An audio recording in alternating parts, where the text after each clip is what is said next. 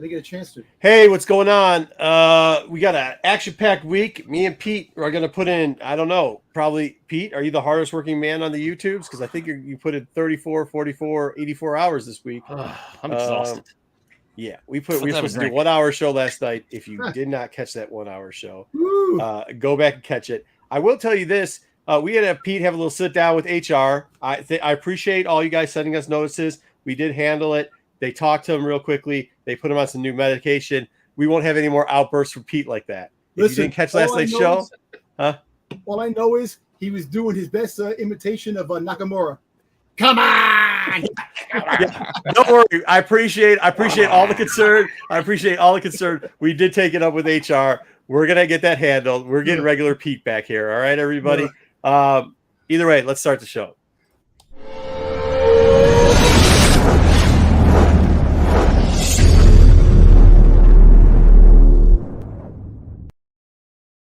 Look at this. It's a no suspension Sunday. Yeah, wow. All we're missing is our buddy JJ. Yeah, Jedi was phenomenal. I think he just muted himself in the chat this week. He did not antagonize Dom at all. There was no nothing going on there. He was just a role model student. Last night, Pete was wrongly convicted of all of that. I don't know. Do you see the smirk? That's why he's got the beard, so you can't see the smirk on his face. That he's I had a shitty lawyer or something because I was innocent. I don't know if that's the case. It's so easy to rile Dom up. I'm surprised I'm not suspended every week after what I do. No, well, see, you. The problem is you walk up to the line and you look over it. Jedi just kicks him right over the fucking. No, Jedi put stuff in there. But Wave Seeker just comes over as Dom. This is for you, and all of a sudden, yeah, but see, ammunition going all over the place. That was Pete last night. Pete was Pete was taking out all comers, man. Come and get me. Get me. 1 hour. Hey, EchoCon. Oh, it's good to see you. Looking forward to catching you chaps on the replay. Thank you very much. Thank you for all the amazing content you put out. Thank you. Have a great show. Once again, thanks for all the help over there when you guys had celebration. And, I enjoy seeing sometimes when I have to go on Instagram, that's not all comic book stuff. So if you don't follow Echo, she actually goes outside. It's nice to see outside, boys. It's good to go outside every once in a while. Just saying. Yeah, then you get stuck in a rain thing and you freak out and I didn't freak out. I said out of the car. No, every once in a while when you got cars colliding on the expressway into trucks are spinning out, you just gotta put down the throttle and scream Barrick out the window. What are you gonna do? What? Public transportation. Easiest way to get around. We're Detroit. We don't have public transportation, man. You got something called the People Mover. Dude, no. Come on. There's something called the People Mover that literally goes in a 1 mile circle to nowhere. Okay. And there's another thing that they have called the M line. And the M line breaks down so much. And it really goes just from Detroit downtown to Midtown. I mean, they can't get that right. You can take the smart bus. Good luck. You might make it there the next day. So we don't have public transit here. Give my wife a bus anywhere, and she'll go on and take it with pride. She loves the bus. She don't love the smart bus. Darnell. If Darnell's here, Darnell will tell you, do not take. We had this conversation the other day on Hey, listen, you deal with the buses in the city, they move like an inch because of all the damn traffic. Yeah. That's not. I'm not going to smudge the smart bus drivers. That's why you need a rickshaw. They literally was getting a point that they were getting fist fights and leaving the bus still and go and just getting off at one point. So yeah, it's brutal out there. Ruben, can't wait to see you guys talk about some Star Wars. Best part of my Sundays. Hey, good, Ruben. Good. Take a day off so you can be on the show. Yeah, take a day off tonight. Yeah, exactly. Yeah, it would be a Star Wars Sunday with the Dark Side crew. Life is good. Cheers. Oh, and happy 4th of July. Thank you, Tommy. Yep, we win one every once in a while, don't we? We do. Well, now we win them all the time. Fireworks. Good stuff. And Hondo, there's a little Hondo in the corner. He was. That's from last week. Yep. Pete is here. Pete has spent 50 years on here. Come on. Cherokee with the thunder lightning. No outburst. No outburst on this show. No ranting, no outburst. Hey, Marco. Hey, everyone. How's it going? Shout out to me and my dog, Zora. No, we're not shouting out your dog Zora or any of that nonsense, dude. Stop with it. Have a great show. A+. We're not shouting out dogs, especially swear to God, he names like messaged me earlier. Zora. He's Like, gonna what get is it? into Who names a Right, dog just Zora? listen. Zora. Bora Bora. Come on. Get out of here with that. What's up, Astro? What's up, guys?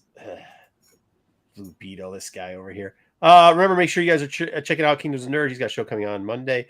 Chef Harris. I actually was going to tag you in something. Oh, Chef Harris, I got a very interesting question for you. I'm going to send you a picture. Somebody sent me a picture of something and said it was a grill. Thank you very much. Love you. Anyways, they sent me a picture of something that they said was a grill and it was a flat top. I think we need to explain the difference between a flat top and a grill. I know exactly what you're talking about. You can't be grilling shit when you're just using a glorified flat top. It's not the same thing. Right, Chef? Thank you, Chef. Happy Darksiders. George Foreman? Like, isn't that? Yeah. But some people put gas on it. Yeah, it's the same thing. Yeah, same thing. Yeah. You throw a lot of oil on it. You just get it really hot. And like whenever you need to heat up cold food or stuff, like how about this? When you send your steak back because you said it's not well enough done, somebody stomps on the floor first and puts it on the hot top with 2 pans on it and a cover, and they just nail the shit out of it. It's kind of like a griddle. Same type of thing. Yeah. Dave Pleasure, what's going on? What's good? Dave, you know what? I saw your comment the other day. We ended up talking about it. I didn't know the actor's name. Yeah, man. That's why we don't judge people before the day in court, right? Thank you, Chef. That is what it is. Yes, I agree, Chef. All right. Okay. What's up, Astro? What's up? Okay, so today, pretty quick day, but we're gonna go over a bunch of High Republic stuff just to finish off 2. I gotta say before we get into it, 2 was fucking. Wayseeker is doing his thing again, where he's going to be contradictory, but Phase 2 was semi-disappointing, and I hope the chat gets in on it too. So there we go. All right, enough said. Let's get into news. Jedi, do you have anything? I don't think you run Phase 2. I really don't. The thing is, I'm the only person. Hold on now. We were supposed to be a calm show, but let's not play this game, okay? I do comic review. I read every comic every week. I just asked before, hey, did everyone read all the comics? We bought them. Oh, no, I read them every week. I read all the novels. Yes, Jedi?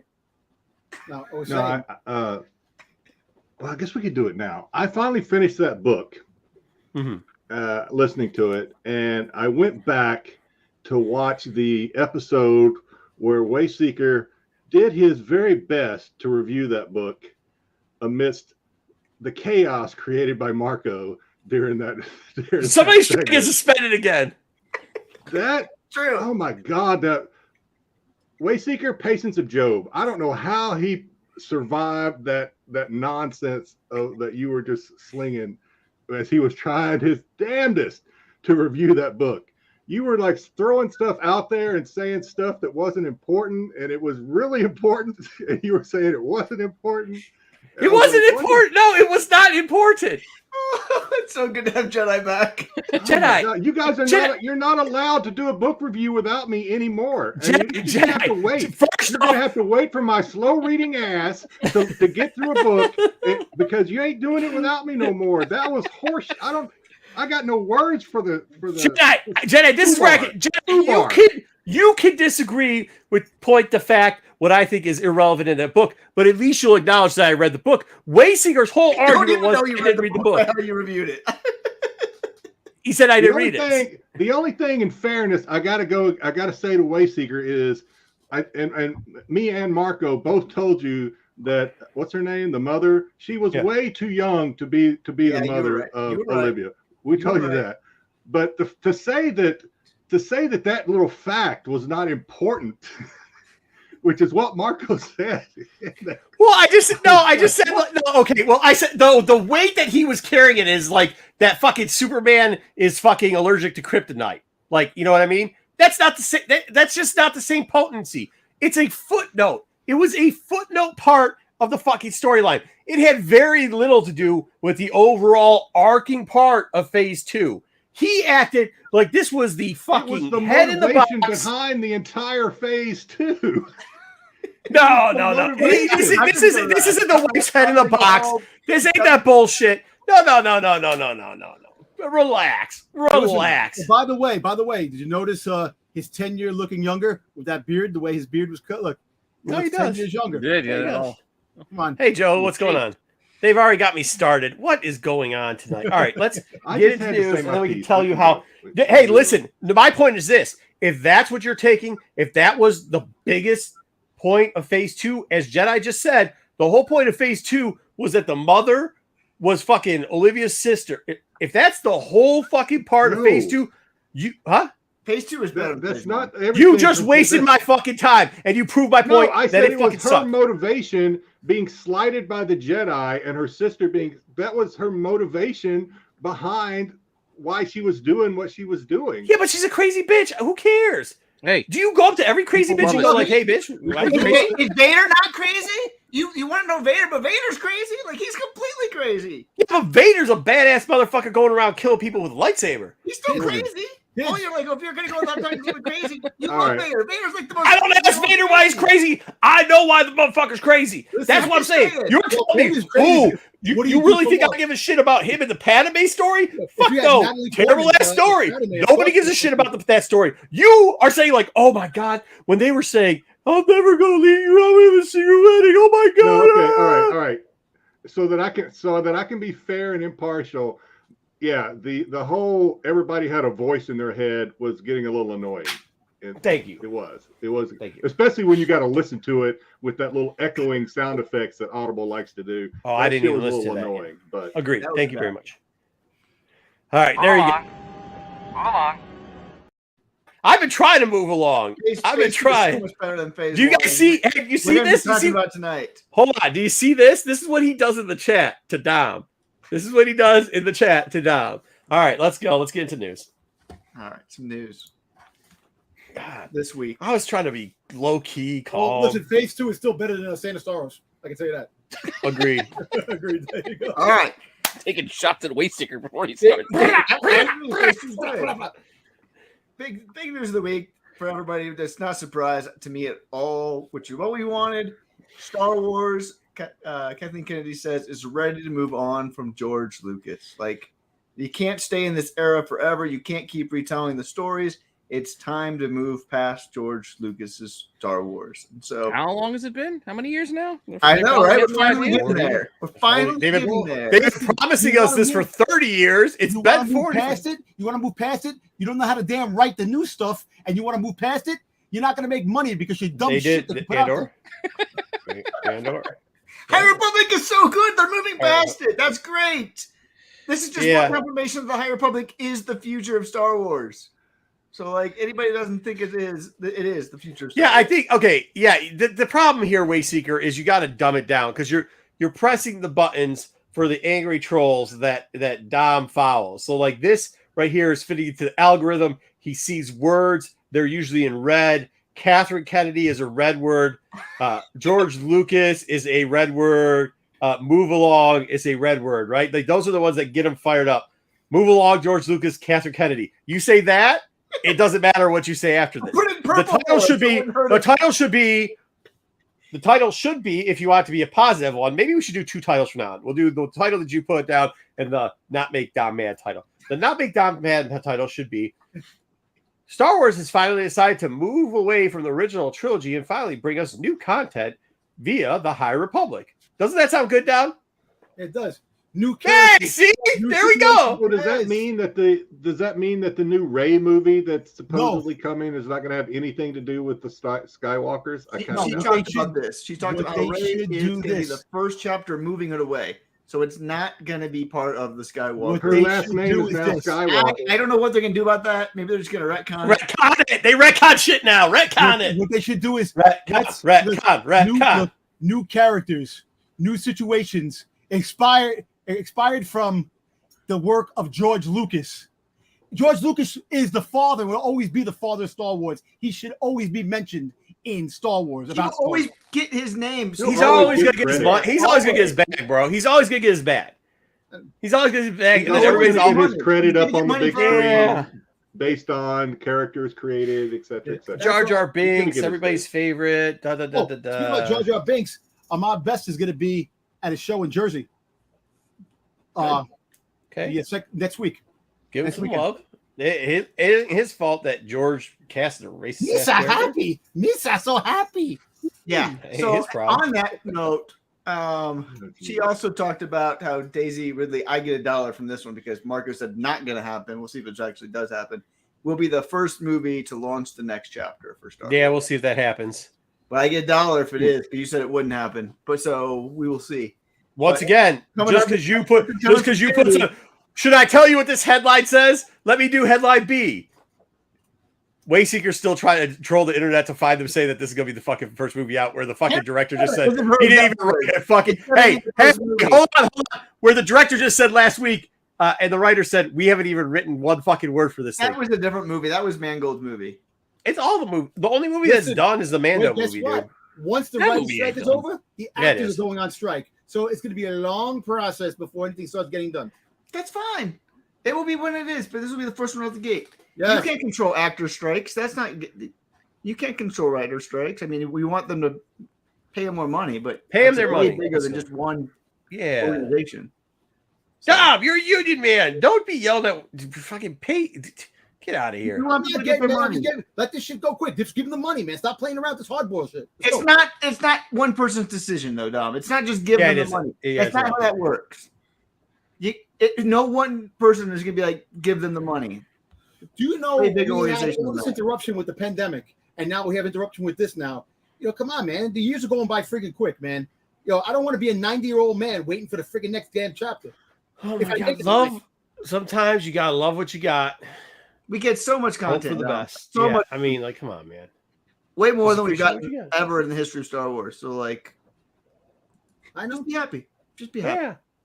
Yeah. I mean, yeah. That's all right. All right. So this week we got the Mandalorian season 3, the gallery release. So they always. I bet Ruben would write Ray's movie for free. Absolutely would. Yep. Anybody watch this on Disney Plus? No. Oh, y'all lazy. I don't think I'm gonna watch it because Boba Fett's done it. And I don't give a shit. One of the big takeaways, there was a bunch of them that I thought was interesting. Grogu's backstory will be told slowly over multiple chapters and multiple seasons, it sounds like. So they really did make it seem like this is going to be going. But how many more seasons? Well, hold on. Seasons? No, I think they got one more season in a movie, right? I'm telling you what they said. They said I multiple understand chapters over multiple seasons. Well, it's already been over 3. It's already been over 2 seasons, so we get another season 3 and a movie in 4. That's pretty much story over 4. That sounds good. I'm down. I like it. Do you think they can sneak a season 5 before the movie? No, I think there was season 4 before the movie. But I'm just saying. But I think they could. You think? I think that there'll be another season of Mando before the movie comes out. I don't think season 4. Season 4 before the movie. Season 4 and then 5 before the movie. No. Season 4. That's why I don't think the Rey movie is going to be out, because I think they're doing season 4 and then you're going to have that as a movie. Okay. Yeah. Anyway, no, but it made it seem like there's going to be multiple more seasons coming. And I mean, to say fair, so we could give Dom the timeline, Wayseeker. Our dollar bet is that I bet that this movie's coming out before the Rey movie. That's the dollar bet. That's the dollar bet is that I think that they've already and this is how they're saying it, and this actually helps me out a little bit. They already have the backstory plan to get through to the movie, where they don't have anything written for the Rey. So that's, we'll see. I mean, it's a fucking dollar. You hate to lose, though. Why don't they just I hate to lose to people that aren't as smart as me. Yes, agreed. Oh, that's not me. Go ahead. Yes, it is every day. Jedi, go ahead. I said, why don't they just let Grogu have his own series, whether it's animated? Hell, let that company that made the Dust Bunnies just make a whole season of Grogu, and that's how we find out his backstory. No, we need the next Mando season to be heavy, have at least an arc of his backstories. I don't think that's going to happen. That's not what it seemed like. It seemed like one episode. Wayseeker, there's one season, and then there is a movie. So how many seasons do you think they're going to have? They ain't having 20 seasons. There's more seasons after the movie. Even Filoni said the movie's not the end. Oh my God! If they have more seasons, you know what type of train wreck that shit will be if they have more seasons after the movie. I'm not telling you I disagree. I just think that's the plan. I think it's going to be season. Look at Pete shaking his head. Season movie forever. Pete, could you explain how that's going to be a train wreck? I don't have to explain. I already feel like part of it is a train wreck. Yeah, it's already a train wreck. Yeah. They need to do 4. If they don't, I'll tell you this: if they this might be a fucking deadwood. If they don't fucking get the majority of this story out in 4, This might be a Deadwood situation where you But all they fucking get a really movie. have to do is explain how Grogu ended up in the hands of the Niktos. Yeah, the Empire. Yeah. The Jedi. All they had to do. That's was really say, all hey, that's you know left. what? We did our Luke Skywalker moment. He came. He took Grogu away. He's gone. We don't have to explain shit. We don't have to make this fit in anything. They went away. Don't worry about that. Wait, But yeah, then they it's brought him back. Not going to happen. A part of that next thing is that they said we had an article, and part of it was Dave Filoni talking about why Ahmad Best was chosen. I used to love Dave. I was the in Dave we trust, and now every time I see his face, I'm just like shaking. He made it seem like we are going to be seeing more Ahmad Best in Mandalorian and future content. Can't just let some shit go, can you? No, you just can't let some shit go, can you? Nope, you can't let some shit go. Did this guy? Did he not have a dad? Did he not get enough hugs? Somebody didn't throw him the fucking ball in the backyard or some bullshit? No, throw him a football. This is my ballpark. You can't play on my balls. Exactly, it's his. He gets to play with his toys. God, this is fucking like, dude, just fucking relax. I think Filoni has gotten to the level to where he really needs, but doesn't have somebody to tell him no. Yeah. He's at that level where people are afraid to tell him no, but that's really what he needs. He does. And I'm nothing against Best. It was good to see him. I think they gave him a nod. I thought that was a real cool thing. I know some people didn't like it, but I don't give a shit. I thought it was a cool nod. But okay. Move the fuck on. Like, fuck, man. It's like people stuck in first grade, bro. Move the fuck on, dude. Let's go. Yeah, I agree. But didn't seem like that's what's gonna happen. We'll But find realistically, do we think this is really gonna happen? I mean, this is worse than all the comic talk. Every Star Wars first appearance. This is the next huge thing, the huge character. Dude, they do this all the time. Yeah, but he actually follows through. The problem, Pete. The problem is, no, he follows through with this bullshit. And then we get it. We're like, oh, well, maybe it won't be that bad. And then we're like, oh, god damn. Like, that is some bad shit. Listen, it's like it's like every time I look at spam, and I'm like, oh, maybe I'll try some. And I open up the can. And I'm like, no, that's some bad shit. I walk away. Dave, he'd eat the shit, man. He would just eat the shit. I bought you're gonna have Ahmad Best taking on years ago. You're gonna have Ahmad Best taking on Thrawn in the movie. That's exactly what you're gonna have. I just had this crazy thought. What if Ahmad Best was always a Jedi, but he was sent undercover to infiltrate the Gungans? So oh my god! No, how about this one? What if he ends up becoming an executioner, and his executioner name is Darth Jar Jar? Like, he becomes Darth Jar Jar. Like, that's what his fucking thing is. Like, when he's like, that'll be like, his code the name, fifth brother, Jar Jar. the sixth sister, he's brother Jar Jar. That's what he becomes. Jesus. What about it was just Darth Binks? Darth Binks? That would be good. Yeah, that's probably better than Darth Jar Jar. Darth Binks. In a binks of an eye. So we'll see if this happens. We all hope it doesn't. Fuck you, Dave. Jude Law. And they were teasing Skeleton Crew this week. What is this nonsense? Go ahead. I mean, I hope this show's good. I mean, it really does. Everything that they were talking about, this is just like a carbon copy wannabe Stranger Things to me. Like, it wants to be dark and scary and goofy all together. He talked about his love for Star Wars. Now Star Wars is what made him want to be an actor. And I don't mind. Okay, so I just wish they would shut up. If this is like Goonie-ish, which it kind of seems like it is, like a modern day Goonie-ish type adventure, I don't care. Stop calling it Stranger Things. Stop calling it goofy, darky, whatever. Just a long time ago in a galaxy far, far away. We've seen it before. Like, we've seen the trailers. Is it before the dinosaurs or after the dinosaurs? Oh, Jesus. I don't know if they've quantified how far along. I know. That's what I'm trying to say. Well, I'm just saying is, like, let it sit there and be, and show us some more footage instead of telling us all this. It's both dark and scary and goofy. Like, that. What is that? Doesn't even fuck. Well, doesn't track.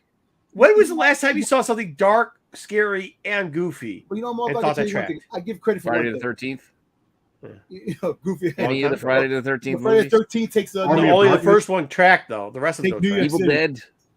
Yeah, Evil Dead. Okay, Evil Dead. So one fucking thing, Evil Dead, maybe Critters, and Leprechaun in the Hood. That probably Slither? You get that too. Slither was good too. Slither. Yeah, you got James Gunn there. Yeah, This is a hard one. This is a hard one to hit. Like, all right, let me ask you a question. I mean, that's three in our lifetime in 60 years. Like, you got three things. I'm kind of banking on this to be good, just like Andor was. That people weren't talking about Andor; they were like skipping it. And who wasn't talking about Andor? We were talking. They weren't talking about. You're on a channel that was talking the shit out of Andor. Talking about it, but I'm saying other people were just guarding it. The haters didn't really give it the time, and it came out to be a good show. This probably would come out to be a good show. They couldn't, because they couldn't call it low comic books to Andor. Hey, Attack of the Killer Tomatoes, George Clooney's first movie. Attack of the Killer Tomatoes is good. Yeah, I like that movie. I liked him on Facts of Life. Yeah. Drop That Fred wasn't that dark and scary. But it's a really hard combo to hit. So I hope they do it. It is like I think like a handful have hit it before. Yeah. If you have some familiar stuff in it and new stuff, then I'll take it. I just want to see it. I want to see if it's going to be good. If it's going to be good and cool, I don't care if they got kids running around or. Don't worry about it. This one's not for us. They're not making this for us. So I know they're not, but take it for what it is. Exactly. I don't know. I think. Well, okay. I'm not going to say anything about this. Okay. Yeah. I just wish they'd shut up. Show us more trailers and shut up. Here you go, Dom. I've been watching Essence Music I Festival saw this interview all weekend long. When you posted it, Wayseeker, I give it hope. There was a really awkward interview this week. I don't know if anybody else saw it. I put it in the chat. Amelia Clark and Ben Mendelsohn were talking Avengers, whatever, that show is that's on right now. Oh, yeah. It's good. Secret Invasion. It's whatever. Good. Yeah, and so he's like, whatever. It's good.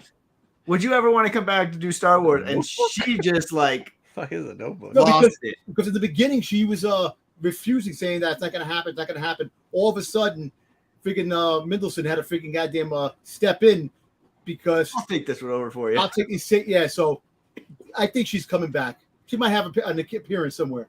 I think she's coming back too. I wonder. So my thought is, I think it could be in the upcoming game. I wonder if she's going to do and her book too. That's coming. We know the book, but that doesn't. Yeah. She's not coming back for that. I wonder if she's coming back for Outlaws. Like that is like the perfect time period if you're going to do the Underworld between Return of the Jedi. But Empire Strikes Back, Return of the Jedi. Wasn't the freaking Secret Empire before Return of the Jedi too? The Empire Strikes Back, and she was in the bar at the end. So it's kind of close. All her arc right there is that time period. So if you're doing an Underworld game, she should be part of it somehow. Yeah. Maybe she's just doing voice acting for the game or something. Who knows?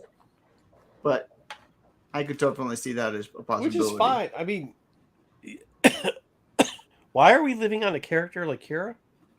People like Kira. People have wanted Kira to come back for a long time. No. I think some people got a fetish for the actress. I don't think people actually like Kira. I like Kira. Oh, Jedi hit me with one. Did you see Jedi? Let's full screen Jedi. Jedi, if you could do that again, please. Yeah, I'll take it. I'll take it. So, I mean, I think that's what it. I mean, I'm not knocking the Kira character. It was an okay character, but it wasn't that great. You know what I mean? And everything they made her up to. It was one of the best parts of the movie. Again. Yeah, maybe. It's not saying a lot, though. It was good. I still want to see her interaction with Maul. I want to see that on screen or down the road. I do. Yeah, zero F's given on that one. I care. I'm glad you care. Well, I'm glad that all Star Wars has to revolve around what Dom gives a fuck about. Dom Wars. Dom started off like, I'm going to die soon, so you better give me all new Star Wars every day of the week. Like, thanks, Dom. Nobody gives a shit. All right, let's go. Next up. Sorry, Dom. All right, last week we talked about Star Wars Eclipse. And they said that, all the problems are behind them, everything like that.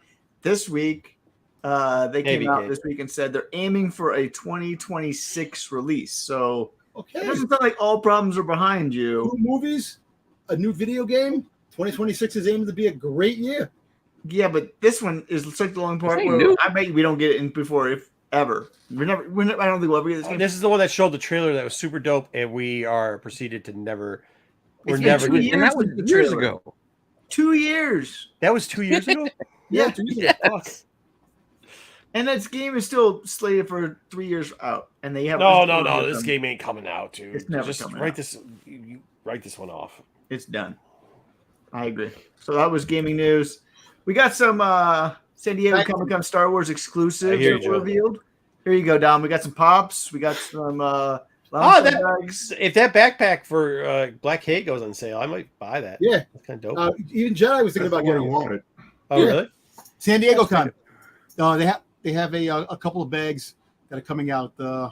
I was just in the El Target today, and there was a ton of pops that were on super clearance, 50% off. Yeah. So hopefully these bags are pops or are they? No, they're lounge fly. They're lounge fly. Yeah. You can catch these every once in a while. You can catch these every once. Can you imagine though getting caught in the rain with that Black K? It looked like you had like a wet poodle on the back of your back. With a scar on the face, crouching that shit. You're just angry as shit. I'm hoping that the surprise. I hope they surprise us with like pops that come along with it because if they have a popping bag, I kind of want Jedi to have it. Oh, by the way, can you put Dom on the big screen? Yeah. Dom, you know how small these bags are? You know how funny? Hold on. You know how small these bags are and how funny they'll look on the back of Jedi running through the rain with it? Yeah, it's so small. Dom bought a protective case for his lounge Boba Fett backpack. Get the fuck out of here. I did not. Dom, you did not. He did. The Boba Fett. This is the San Diego Con. New York City Comic Con exclusive. Freaking Boba Fett lounge fly bag. Come on. Get that graded, Dom. They graded? Yeah, Dom, come the fuck. Giggles. Smack him! She can't hear you. You could probably get the case with the backpack graded, because they downgrade cases of cases. So just get have this one. I didn't do anything, Dwayne. I am innocent. I also have this one. Dom. I have this other bag too. Fuck. No, we know this one too. That's the other live one. That one was on clearance. Where's this plastic case? Yeah, well, I have to get one. Another one. I was able to get that one. No, you don't. You need to get rid of shit. Custom made. Hoarder is the word of the day. Who, me? Yes, you're a fucking hoarder. No, I'm not. No one understands my collection. My collection. I do. It's called hoarding. That's why Jedi People love it. Yeah. Love it. Jedi, you took the new segment off the rails. What the fuck? Hoarder, go. Next up. Stop hoarding. Oh, so good. All right, so it looks like season 3 of Bad Batch is entered into post-production. Michelle Yang went on Instagram and talked about the party yet, so fucking maybe we should be getting this next. Try to be positive with another fucking shit-ass show. Can we just end this one too? I don't know. I think season 3 is the end. So it's the end. You say it. They already said it was the end. They already told us it was the end. What fucking show has he ended besides? Well, no, because Resistance was supposed to end after season 2 because it was so fucking bad. You tell me which show he's had that is supposed to end it on time and never come back. Name one. This one's done. Name. Excuse me. I didn't ask you your opinion of this. Anyway, name one show that ended and stayed fucking ended. Resistance is it. No, Resistance was supposed to be done under season 1. And then he said, I know season 1 was so terrible. You got to get me into season 2. Let me come back. But that wasn't planned to only be one. Oh, it was canceled, though. They canceled that motherfucker. Yeah, it was done. It wasn't planned. Resistance is done. He moved on. He's done. He got an ending season out of it because they fucking ended season 1 and didn't give him a season 2. And he was the only guy doing work there. Hey, I'm just telling you. This one's done. We're moving on. Hopefully season 3 can't. I'm going to say something that's probably wrong. It can't be worse than season 2. It just can't. There's no way it can be worse than season 2. It would be a very hard. I mean, that would be a very hard goal to reach. Challenge. Yeah. And Marco likes season 2 for like the first 3 episodes. He was high on it. Yeah. He just burned. He crashed and burned on that one. Yeah. No, it just got it. But you know what? If you go back and watch season 1, if you start watching the back half of season 1, you start to see the trickle fucking down effect. Like the problem I think with Dave is he can write arcs, but he can't write this. He can't write a full season, like an arc as a full season. He can only write it as mini 2 to 3 part arcs. You see what I'm saying? He can't do you can't have him write 16 episodes, 12 episodes, 8 episodes. He can write 3 episodes. And then that arc has to the story has to be done and he has to move on to a different story because think about any story he's ever done. Like that's how Clone Wars works so well. Even if you see how he kind of maneuvered around Rebels at certain points, there were like underlining arcs that he finished off, started up again, finished off again, started up again, that type of shit. Bringing in Ahsoka, doing the Darth Vader Ahsoka shit to split up the Rebel like continuity. You know what I mean? He did all that shit. He did a little background with the Inquisitor portion, stealing the babies to split up the fucking Rebel storyline. You know what I mean? He did all that type of stuff. Bad Batch, he didn't split shit up, and it's fucking horrible, dude. It is just fucking horrible. So yeah, God bless us. Let's hope that it I don't know. I don't know. Let's just hope. I don't know. Cross our fingers content. and fucking. It'll give us content. I'm gonna be optimistic again, like I always am at the beginning of every show. And he's JJ or Wayseeker or Jedi or somebody's or Pete or is gonna get under my skin eventually, and I'm gonna cave and go, yeah, this is bullshit. So I know how this is gonna end.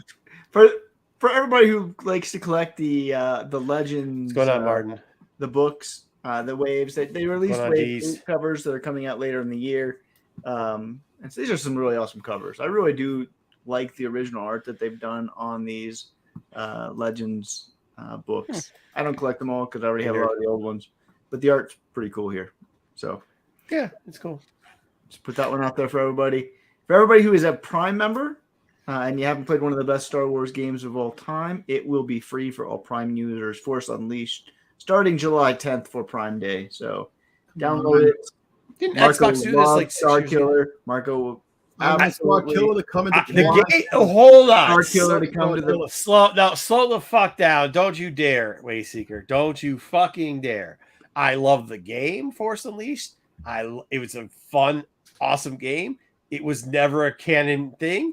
It never should be a canon thing. It makes no fucking sense in the regular canon universe. No, I want him, even if they water him down just a little bit, I want him to come into, I want him to be a character, to come back in canon.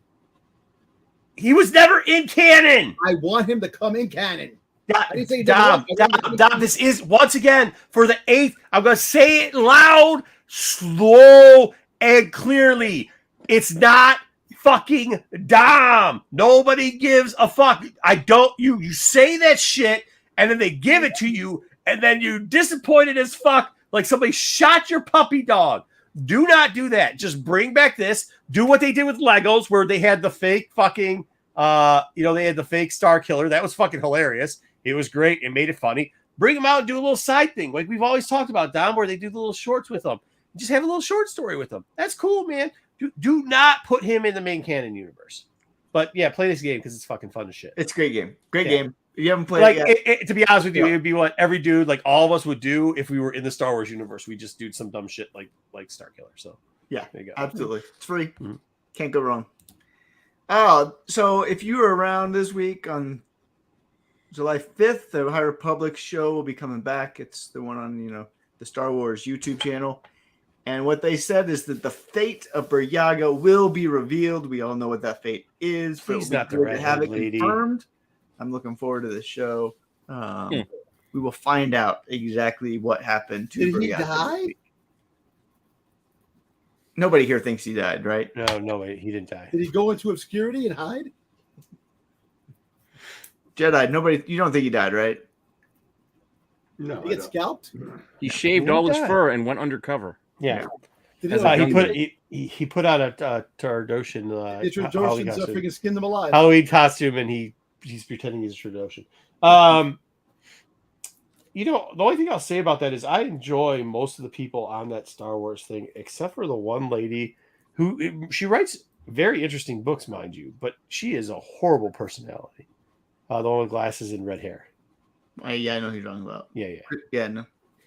Not Christina. Christina's the main person on there. I can think of her name. Yeah. But yeah, so tune in this week for the High Republic show if you are interested in anything High Republic. A dark Wookiee? So this thing is now popping up outside of Galaxy's Edge. So if you want one of these things, now is your chance to get one. This is a Star Wars light up acid spitter orb sipper. So, if you want to drink, I don't know what this thing is. You don't need it, Dom. It has like a little Galaxy's Edge birthday grimace. Dude, this looks like this literally looks. Hold on, this looks like somebody went to a 3D printer, put together some sippy cup, and then paint this shit some fucking game. Actually, looks like some second grader to paint. Aladdin, the genie of the lamp type of thing. Yeah, it's Jabba's. It's Jabba's little pimp cup on the side. That's what you drink out of if you're in Star Wars. Hell? I mean, aside from it apparently being produced by BB Wolf's Sausage Company, I don't know what that is, but what is where have we seen this? Is this thing in a movie? Where have we seen this? JJ, if you're in the chat, Edge thing. Yeah, it's probably just an add-on to Galaxy's Edge. It does. Yeah. Okay. Actually, you know what? You know where you saw these before? If you go back and watch the Clone Wars episode where you had what's his name? Hondo kidnap both Dooku, Anakin Skywalker, and Kenobi. If you remember that episode well, you'll see one of the guys in the background was drinking out of this thing, and that's why it's so popular. Quick link to Hondo. I saw this weekend. I had to put this one in here. Because of that story, we're going to see it in a plastic case. Wait, is the you will found beverage for $18.79 fucking cents in a baby sippy. You know what this reminds me of? Remember the Tropicana orange? You know they used to give you if you bought Tropicana, you get like a little orange, plastic like orange that you could sippy cup for the kids. Yeah. That's what this reminds me of. That shit wasn't $18.79, but you don't drop it. Huh? Yeah. Tom already pre-ordered 5 just now. That's where he just went. Bullshit. Listen, I don't buy everything. When I'm not around, it's at a Dom special, okay? I'm going to Photoshop Boba Fett holding one of these things. And sorry. Collection before you know it. Say, hey, he gets the bell. 79 cents, not 78, not 80, 79 cents. Like, the fuck out of here. Is the price is right? 79 cents? Ring the bell! There you go, Dwayne. And that is the week in Star Wars. Was it? Because that was a chore. Mm-hmm. All right. I'm going to start this. Listen, as somebody who actually read this book this week, and as though I know that the hype on this book is real for no reason, but I'll actually say Aphra's back, baby. This is for the people that actually read the Aphra book. Yep. The ones for the last, I went back and started looking. I think it's been almost a year. You don't believe in Star Weird? No, I don't believe in Star Weird. But I do. The actual style of Aphra, for those people that don't know, it's finally back. What's made it good? Her going on these little jaunts where she's like kind of a dickhead, kind of just trying to steal shit. People, once again, will always call her Indiana Jones for some reason, which is not anything she's about. She's sarcastic. She's an asshole. She'll backstab you, and she steals shit. She'll kill you. She'll kill you. Hey, yeah. So I went back, and because I can't believe I did it. I said I was done with this, but actually I wanted to be able to participate in the show. So I actually went back and not only read this one, I had to go back and read the one before this because I had to catch up. Yeah. And I don't see what you were seeing in this that we didn't see in the whole Eternal Flame thing at the beginning. No. This is the same thing, only instead of Santa, she's got Luke. It's the same shit. Yeah, and she's back. That's what I'm saying. They brought Aphra back. And she's doing the thing. I'm saying six issues from now, when she's still doing the same shit, you're going to no. This is only going to be 3 issues. No. Time out. For all those people that don't read Aphra, how Aphra works is Darth Vader threatens her. Aphra goes on a mission, screws somebody. It is a 3-book arc. And then whatever the big hullabaloo is about, that gets pushed to the back table. She starts it out again, backstabs somebody else, goes steal some more shit, moves on, and we get to explore the universe through Aphra, doing all these little fucking tales in 3 books. And we just now saw the big bad. Well, it's not really a big bad. It'll be gone again by next book. Yeah, 3rd book. Oh, we're not gonna Eddie from the Megadeth or Iron Maiden or whatever. Well, we'll get to it, but yeah, I mean, like that's Aphra, and that's good Aphra. That's what people like about the Aphra because, and this is the bottom line. We'll see. This is the bottom line. She gets to go through the universe. So we get like little story parts. We get this tag and beak type stuff. We get all that. Now, the misconception is she's like out there trying to save people. She isn't. The best part is she gets around. We got rid of the tag family. She's not with the bounty fucking hunters anymore. The droids are coming back. This is good. This is very good news because within the next 6 months, we're going to have regularly scheduled 3-part Aphra stories. We got Aphra back. And to be clear, Marco liked the Eternal stories for like the first three comics. He just didn't like. That's what I'm He trying didn't to say. like it going 9 comics. I was gonna say, yeah, what about the That's what I'm subsequent about half to- dozen that's or what- so? Do we Yeah, know no. for sure this is not going 9 comics? Does Marco, has he read ahead in his FOC? Well, no, I'm not giving stuff. I'm not giving stuff away, but like the writing style of this, and as you said, it was like, oh, we found out the stuff from the first. There's certain things they did here which are very reminiscent, very, very reminiscent of the 3 orc stories. Well, why don't you tell us about them while you do this? Let's go. Thing? So let's go through here real quickly because I cut it off. First off, we get the little backstory. They do the drop through. There was a ton of cutbacks. They give you a little bit, and this is where it always goes. They give you a little bit of 1 page. This is what happened before, back in time. We're coming back up. So you get to see our 2 little friends here. They're like, oh, we're training these people to protect against something. Tika comes up, is like, yo, what's up? Nice abs. She's like, thanks. What's up, boss? And she goes, hey, listen, we got this little bell here. If we get the bell and it keeps going ding, ding, ding-a-ling, ding, ding, it'll keep this thing trapped here. Yeah, look, don't you read the page? Ding, ding, ding, ding, ding. And then you see it crack. Okay. I know that was the sequence of ding, ding, ding-a-ling, ding, ding. So then all of a sudden we flash forward to them go up there, and Luke's like, oh shit, I'm just kind of a bitch boy. I'm scared. I'm a Jedi, kind of. I want to be one. Will you shake my hand? And Aphra goes, hey, dipshit, this shit ain't real. Look.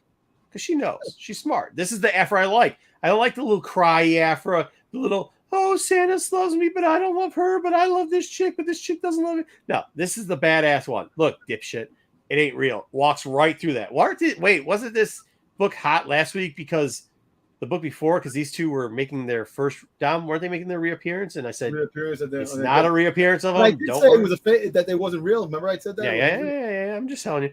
So then what was kind of cool was if you didn't read it, their personalities were speeding up the story through the crystals. You see it in the background? So she's saying all the shit. She's talking about how Luke kissed his sister and shit. That's what Luke's seeing is like him talking about, oh, you kissed your sister and you think the princess loves you and shit.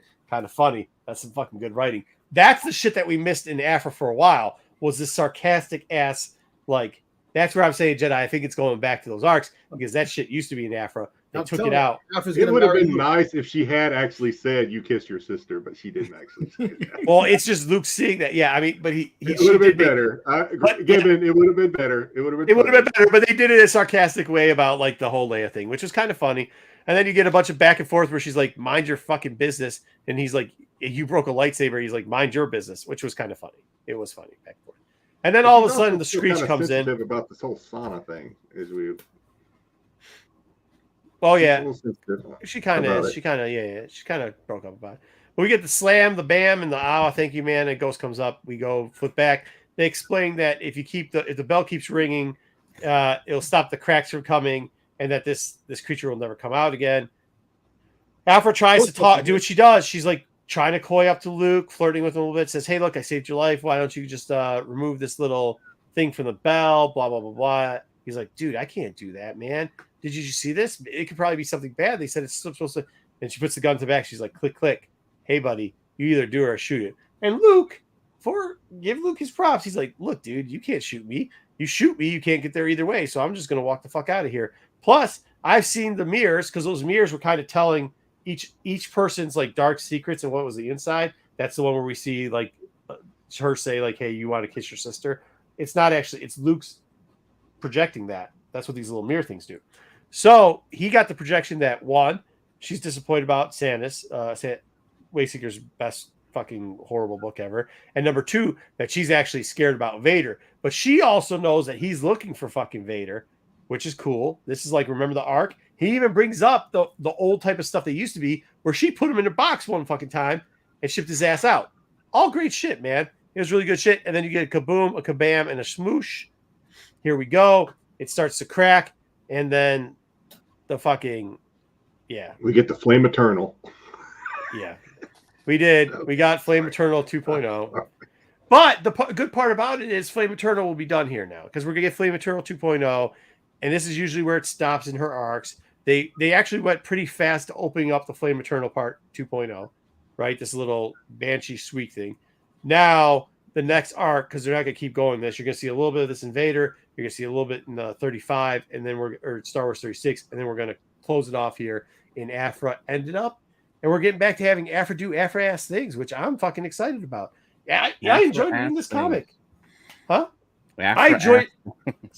It is, but I enjoyed this comic. There's a lot of shit talking going on in this comic. There was definitely great callbacks in this fucking comic, and the pace moved pretty fast, in my opinion. I think you added some of the shit talking, though. No. He did. Go read the book. He added to it. What did I add? What did I add? Yeah, you kissed your sister. Nobody said that. No, but no, they didn't say kiss your sister, but they did say, like, the crush that you have on the princess. The princess can make you better. It was very sarcastic. She said something about impressing your little princess. That's what she said. But it wasn't her saying that was being projected from. You projected your hatred of Santa Staros in here too, because I didn't pick that part up at all. You know, you didn't pick up the Santa Staros. No, he said it to her. Jedi when the Santa Staros thing that got him all. He said her name. Luke said something about her being. I don't know, something about her being heartbroken, pissed about her breakup. Yeah, not just breaking the technical thing. It wasn't nearly as big as she's like, "How did you know that?" She goes, "Know what?" Like he didn't even say it. Like, yeah. Anyway, it's cool. It's cool. You know, your hatred of Santa just comes out. I just gave a compliment about it and said that your favorite thing was in here and you got a reference. Why don't you just take it? Basically, you always got to be chipper because you know that stuff was shit. Either way, at least we got some good writing back and good storyline. I would be very cautious about getting worked up over characters that Dr. Aphra has a enormously large tendency to have characters, the Eternal, appear and then wither out, just to let you know. Yeah. I wouldn't get worked up over any first appearances in any of these comic books that are in the Skywalker Darth Vader era, because they're not going to pan out to be anything worth any sort of anything. Yeah, I mean, if you want, like, Aphra had good covers this week and had good story. If that's why you're basing the buy off this book, please do. It's good. If you're buying it because you think there's a future for fucking Scarecrow, Skeleton Banshee. Yeah. Are weird. I mean, I think we could go back to Aphra, and I would say from the first run and this run, there is not one comics A cover that I think is worth more than $20. There's one worth $20. Oh, there's a $12 one that was the pump and dump that you got the Imperial cosplay one. That's the pump and dump. But like, I don't think there is an A cover from all. We're at what? 35? That's almost 70 issues now. There's worth $20 and 70 issues. Oh yeah, which title? Well, I don't know what it is. I don't know what it ended up being, but there was after 20. You got the Hera one, which probably is close to because of the cover, not because of anything else. But that didn't start out that way. Hera was easy to get that cover. I mean, you can get the cover up to a year for $1. So I'm just saying. But I mean, I'd like it because I bought a bunch of them covers. Do you think they're going to talk about a history about the Star Weird? We're going to find out who. No, we just found out. Did you read the book? If you read the book, they gave you. Okay, so the book gave you 90% of the history, right here in this book. They're gonna finish it off in the next one. Luke's got to get out of the storyline. She's got to go back and have to deal with Vader, and then she's got to deal with the consequences of not getting the Light Eternal out of Star Weird's fucking chest. Yeah, I mean, he's so important. He had such a cool name, Star Weird, in a Star Wars book. You sure it's a he? Gold. I think it identifies as an it. But there we go. I mean, it's a good book. I mean, Aphra's gonna the Vader book's gonna get some good love from this. Star Wars is not going to be as terrible as it normally is because of this. I think it's finally a good choice to start bringing it back and really focusing on the Aphra character to try to get yourself through the Skywalker saga. I think is a smart move. We kind of talked about it earlier. We kind of gotta, if we're gonna teed in there, we just have to make the main focus not the Skywalkers. So there we go. It was a good book. I enjoyed it. Unlike this horse shit. I didn't read it. Oh, thank you. You guys got saved. No, I didn't embellish the story, dude. That was how the story went. More or less. Yeah. Dude, hey, comic one. You could have it as first full. You could have it as cameo. You could have it as whatever the fuck you want. 3 months from now, it's going to be forgotten about. Nobody's going to remember that character. Here we go. They got back to this stupid ass one where they're trying to hunt down Vader and he's supposed to be strapped up and they're going to extract the parts from him. How do you think that's fucking going to go? Not well. Vader comes out and kills everybody. The end. Okay, next up, the second story. What did you want me to tell you? That's a masterful story too. Hey, the end. It was fucking 6 panels. One guy's almost blown up. The other guy's like, we got to go in and get the tech off of Darth Vader. They went in to get the tech off of Darth Vader. Darth Vader came out. They got scared. It looks like they're all going to die. What the fuck you want me to tell you? That's this is the one, Marco, where you could embellish because we didn't read it. We don't know. Well, I don't have to. There's nothing to fucking embellish on the story. Like, Dom has a full short box of these, but I gave the best 3 fucking pages. I don't know what to tell you about. 125. Who cares? Bro, this is what's inside. This is what you bought, baby. Dom, this is what you bought. Dom, this is what you bought. Look at this fucking midget fucking version of Darth Vader here. Listen, what's gonna happen is that this book is gonna become a cult classic like Star Wars. Leave it alone. It won't. As somebody who actually reads Star Wars books and is part of the fandom of reading Star Wars books, people love it. Not true. They do people not. love it. Speaking of what people love, I actually didn't mind this. The art here is a little fucked up, but it kind of reminds me of a lot of that like 2099, shit that I used to read and stuff. So I don't mind it that much. Pretty much like Judge Dredd 2008. Yeah. That is exactly what. Jesus, how the hell did I get that out of what you said? I don't know. We hang out because we've been hanging out for so long. So here we go. So they're trying to kill the rebels. And then Vader's got to come in and they're like, blue team, blah, blah, blah. Nobody gives a shit. What was cool was they did throw a whole fucking transport ship, like the one we used to play with when we were kids. They threw one of them motherfuckers right at Vader on top of him. How do you think that worked out for them? Karoom! Not well. Vader walks out and then he goes, what's up, bitches? Annihilated. The end. I like that. It sounds like a freaking a Street Fighter game. No, that's Jen. Yeah, no, this is pretty cool. Look at how he cut the dude in half. You see the body, the rebel body of the guy in half? That's cool. Yeah. It's cool. I like that. It was a cool short story. And then the Annihilate at the end, that was the name of the story. They didn't give you the name of the story at the beginning because it's kind of talks to the end too. Annihilated. Yeah, it was a decent story. It wasn't worth the price of admission, but it was a decent story. What the fuck? All right. Yeah. I started off with this going like, oh, this actually seems like it is diplomatic impunity seemed okay. The colors were vibrant. The story seemed all right. It seems like this chick is trying to show off to Vader, but she knows the history of being a fangirl of Vader. You're going to die. She knows the history of people kissing Vader's ass. He's going to choke you. She knows the history of fucking up with Vader. She's going to choke you. But then it turns out they go to her planet and it's all this dumb shit. And Vader just kills everybody. And then it's like, yeah, this is your house. You were a spy. That was a spy. That was a spy. That was a spy. That was a spy. And she kind of says she's spying for the Emperor. But is she spying for the Emperor? Is she spying for... Who knows what she's doing? And then we're going to hear about it. And then he says, now you work for me. And they end it short there. It's like, wait a minute, dude. What the fuck? So we're going to see... It says the end, but I have a feeling we're going to see the story later. Was there a question mark or a ... Yeah. I mean, some of the art, especially towards the end, really got cool. I really will tell you that. But as the nonsense of the storyline continued to fall, it was like this. Here was storyline and art. That's good. Yeah. Okay. So here it was. So the beginning, it was like storyline is here, art's here. The storyline started going down. The art line started going up, and then you ended like this. I mean, that's what it was. So all right, let's get to the 3 good comics. We got 3 good. That's what fucking Dom bought this week.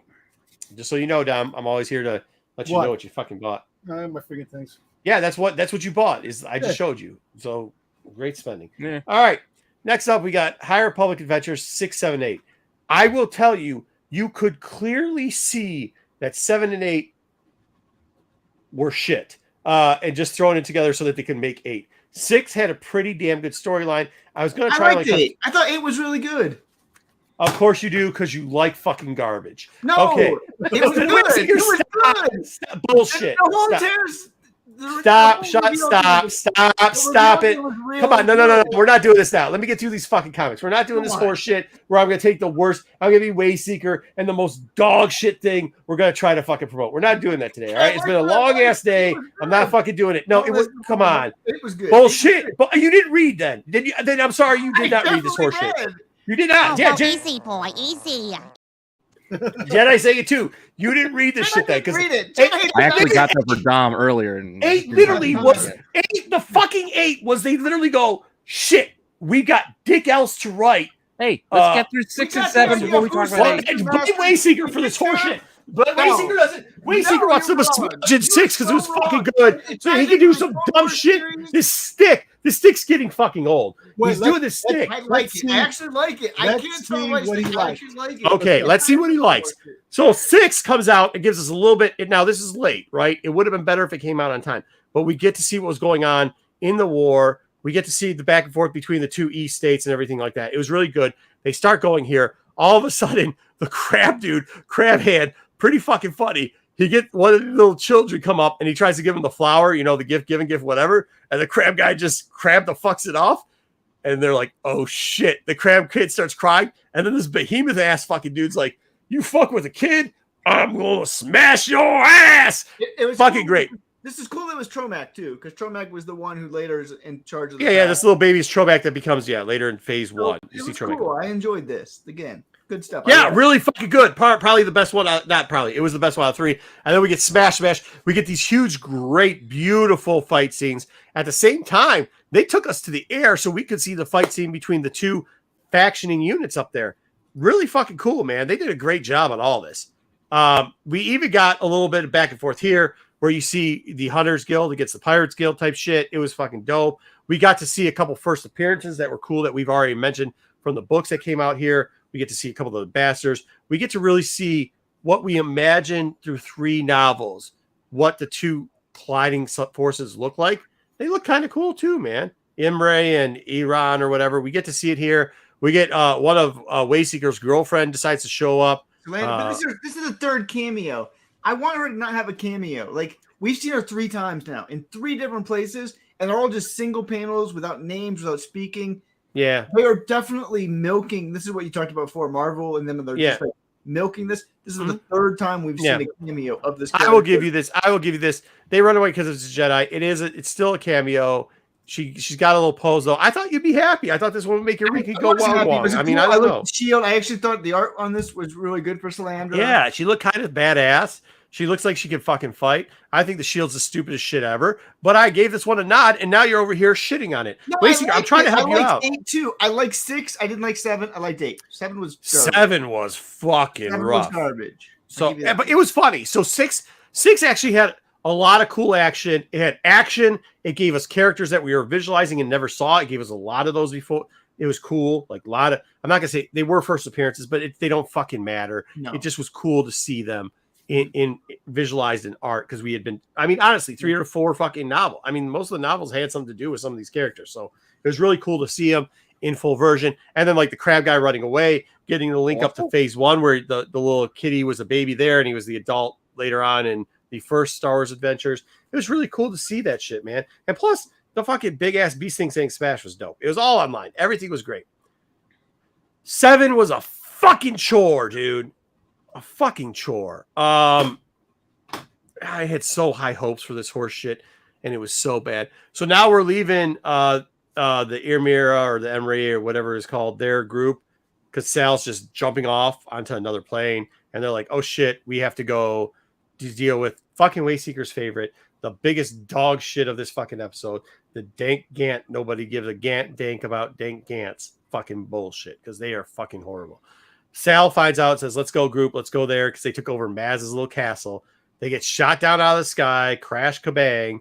Then they're just shooting at everybody. Oh, there's a first appearance of somebody that nobody gives a fuck about because it's a little Bumblebim. Bumblebim. We also want Bumblebim, right? No, Bumblehead. Bubblehead Bin. Bubblehead Bin is the name of this fucking character. Hold on. Let me do it again. Bubblehead Bin is the name of this fucking amazing character that shows up in 7.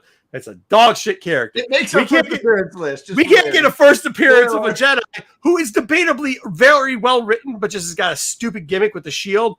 I'll give you that. We can't get that first appearance, but we could get Bumblehead Bin. We get hideout even, you know? That's what we needed. We didn't need that shit.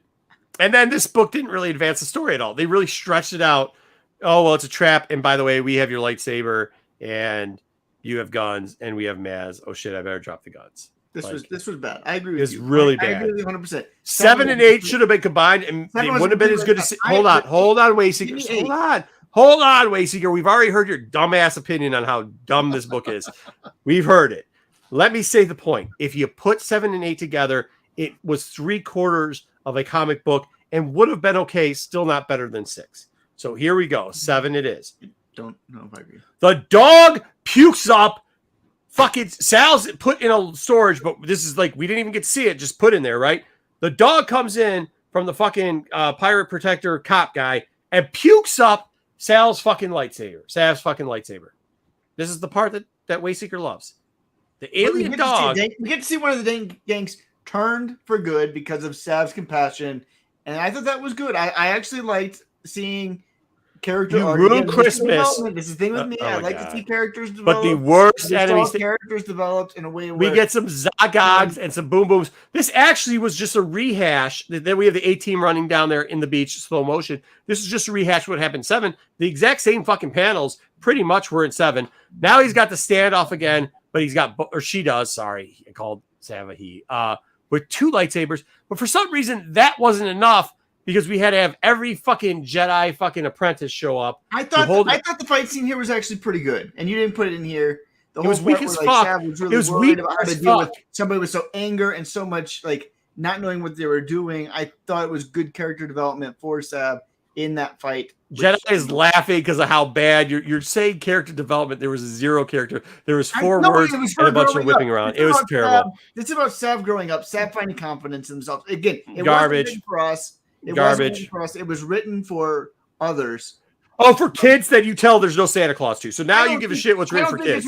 I think it's written for like 12, 13, 14-year-old who are trying to... Have you ran into 12, 13? They give 0 fucks about this terrible book. I know. I disagree with you, but that's okay. Go on. Well, that's it. That's the end. No, the best part you didn't put in here. Did you not put Tara Sinube being one of the gangs undercover the whole time? And then Sav becoming the Padawan of Tara Sinube. Absolutely fucking not. Because nobody cares about that. That's what I love. No. I love that because Tara you love one fucking panel. Your whole fucking 8 comic books. It was the last 6 pages. Throwaway fucking panel. You know how fucking books work? Do you know how storytelling works? Do you know how anything thing was about Tara being undercover? The whole thing was actually the Day Grace wasn't actually in the Day Grace. It's Tara Sinube, the Jedi Master. Well, easy, boy, easy. That's all I got. You can't leave out the key detail that the whole book hinged on, which was the fact that one of the Day Grace. You are the guy. You're the fucking clown that goes. You heard the whole album. No, people are jamming to fucking 12 different ones. You're like, yeah, but did you hear song 13? I mean, like, they don't play it on the radio, but song 13, that really touched me deep, man. Right down in the groin. 13's one of their great fucking artists. Nobody fucking cares about song. The fucking songs. They're all bangers, and you're the asshole arguing for song 13. Hey, I was in the coffee shop. I heard song 13 acoustic. It was so fucking good. You missed out if you don't listen to song 13. Nobody gives a fuck about that shit. In the Clone Wars, the TV show is like you were that guy. How many coffee shops growing up did you hang out at? Just please, how many coffee shops did you hang out at? And just the acoustics, man, in the coffee shop, it just really sounds good, man. No. People that don't come into coffee shops just don't understand, man. They don't get it. The acoustics, this is off. Do you remember from the Star Wars, the Clone Wars, the anime show? Tara Sinube was understood as the Jedi Master that understood the underworld. This was giving us why he understood the underworld, because he did stuff like this with Sav. This is part of the character development where we once again, you don't give 3 comic books of dog shit, of nothing in them for one fucking throwaway panel. But You it don't wasn't give- a throwaway panel. It was fucking supposed to bring the $12. whole story It's together. $12 for one fucking panel. No, Not even the lead up to the fucking story. Can you not just find a way to live in? Not even the lead to the Who story, cares if Wayseeker. panel It's or not 2 the fucking panels story. or 5 panels. It's not the fucking story, Wayseeker. No, it was. It's literally not the That was story. the whole It's not point. the Wayseeker. Literally not the fucking story. You did not read fucking 8 books then. You read one fucking panel. No, I read them Good all. day, sir. Come on. Good day. I said good day. Boys, you can come back. I said good day. All right. Anyways, so next week. Get the fuck out of here with that fucking panel. And so we're off to 890s coffee shop drinking motherfucker. Hey, so we got next Star Wars book. My voice is gone. Shit, it's gone. Too many hours of this shit. Wow. So we have Star Wars coming back next week. It's going to be not good, but that's okay. We'll get through it. Also, I do actually like the Chewbacca Princess Leia Lando cover though. Still digging I those. actually like the Star Wars with Lando and freaking what's his name? I can't think of his name. The second cover. The numb. Yeah, it looks all right. I'll give you that. I like it. Millennium Falcon. Are you getting the action figure cover there, Jedi? It's kind of up your end. Jedi, you're muted. I'm getting it. Muted. No, that's not Sabe. Well, I mean, how can you tell? Okay. It's Padme and her freaking. Yeah. I can tell. He can tell. All right, fair enough. We're finishing up Yoda. I like the middle cover. I don't actually like the I like the third cover. You, yeah, I would think you would. That's because it's a takeoff fucking Boba Fett cover.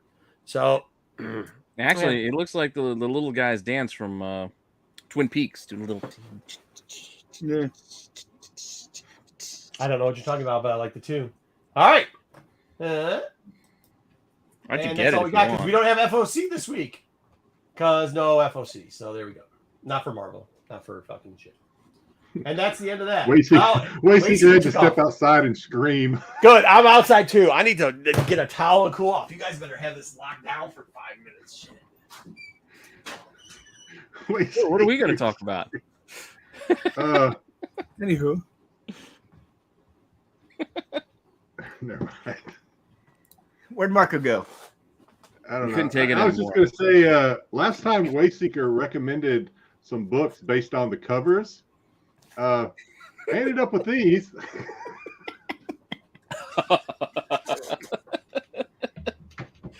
these great covers, but I don't know what's all about. You're Japanese. Don't know. Well, now you got a Yeah, new Wayseeker. hobby. You got to. Yeah. Great covers. You got to learn Japanese now. That's it. I at least thought there would be some pictures in there for me to look at. No. Well, they're kind of pictures until you learn them as text. The The covers, covers are are cool. so good. You got the Orla cover. Let me see the Orla cover. Yeah, who needs to read the book when you got covers like that? Yeah. Orla covers? Did you finally go and read the book, Wayseeker, so you can know that you're wrong? No, I had to get some No, we're looking water. at Jedi's. My books. voice is hurting. Listen. That's such a good cover of Orla. That's a great cover. I don't know what it's about. Dude, that's hilarious. So yeah, Wayseeker, I'm not taking your recommendations on books for a while. I thought you boys bought on covers anyways. Dom just showed 3 books, comic books. He didn't read the inside, but he loves the covers. Those covers are dope as for shit. the 1 in 25 to come out. And then he's All gonna right, jump cool.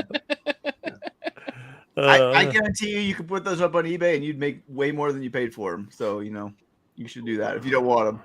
How about Whatnot? I wouldn't even do that. No, those are I'm cool. gonna- Well, hey, ship it to me. I'll ship you something back. I promise. Yeah, if All right, you don't what are want we them, doing? Jedi, I'll buy them off you. I think they're cool. No, They are they're cool. good. The covers are great. Yeah, dude, they're really cool. Get them graded. All right. What are we doing Get now? them graded. Let's get into are we going to do our first appearances? So now that damn, I can't. I should have looked at this first appearance list now because I just browsed it and now I know after his opinion on fucking that horseshit comic that these are just going to be a mess.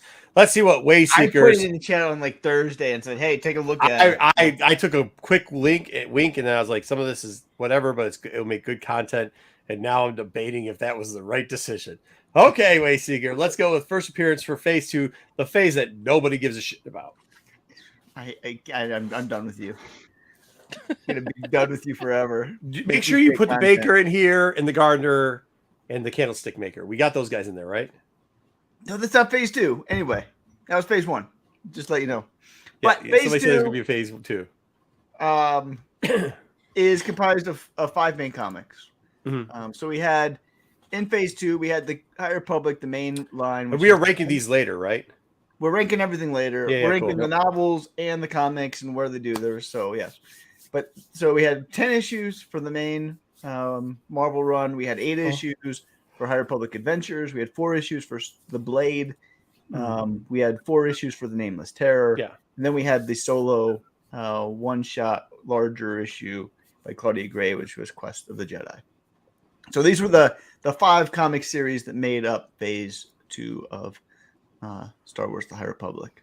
So we're gonna look through the High Republic. We can look through and we can talk about any of these that we want to talk about. Most of these first appearances are meaningless. Well, you just reviewed half of Adventures because they dumped them in a week.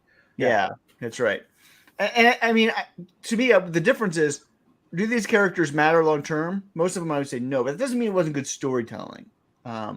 I think a lot of the beginning of High Republic, this series was slow and not great storytelling. It had its moments, but you got the Twinkle Sisters. When we rank them, we will say where they all rank. But the main characters we get introduced for the High Republic, the main series, in the first issue, and so these are the first appearances of Vildar Mac. Vildar wearing Brock Lesnar's gloves. Yeah, the pads. Like they screwed the pooch on that character. They really screwed the pooch on that character. They did. He was the weak link. Wayseeker, when you said they're not, so they're not important necessarily to the story going forward. That's what you're talking about. Yeah, right. they won't. You won't. Yeah. Like Phase 1 had some important characters that going forward. Come on, PK. Dad Costanza. It's Frank.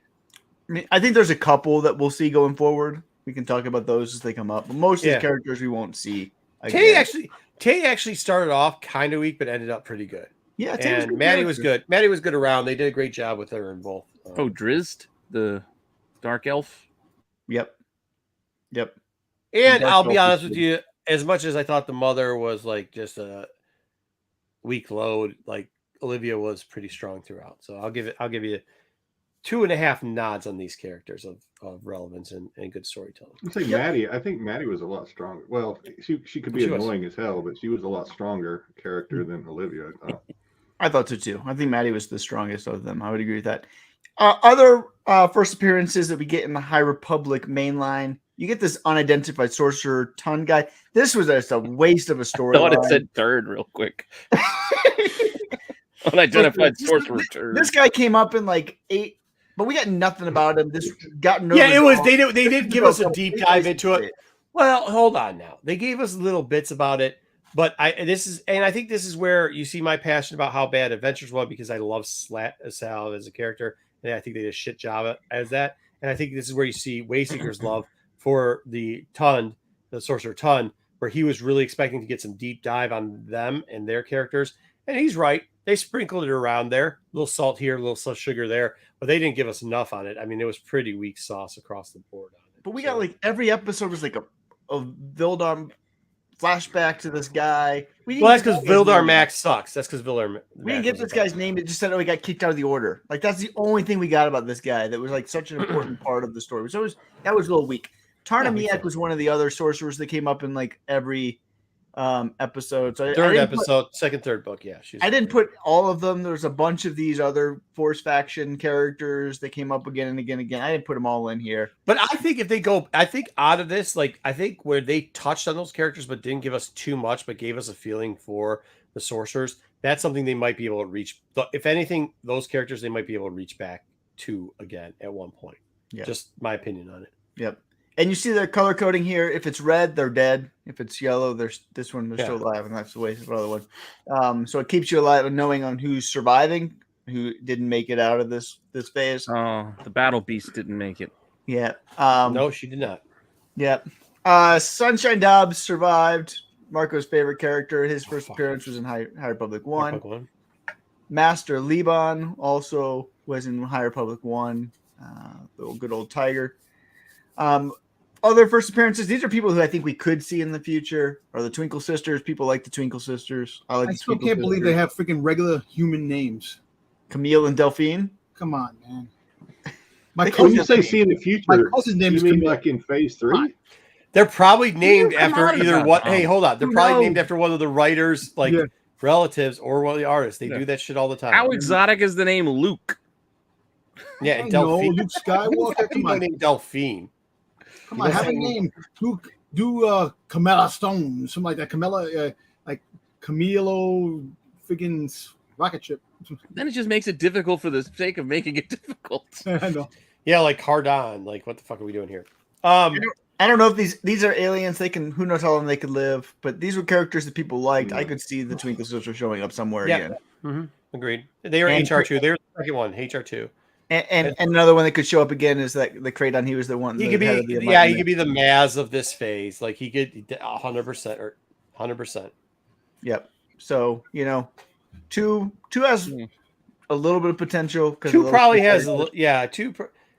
If you would put the Sorcerer Ton in 2, that probably would be the book, because to be honest with you, the rest of the people that show up in 1 aren't worth a shit, and 3's not really worth a shit. I thought you loved Sunshine Dobbs.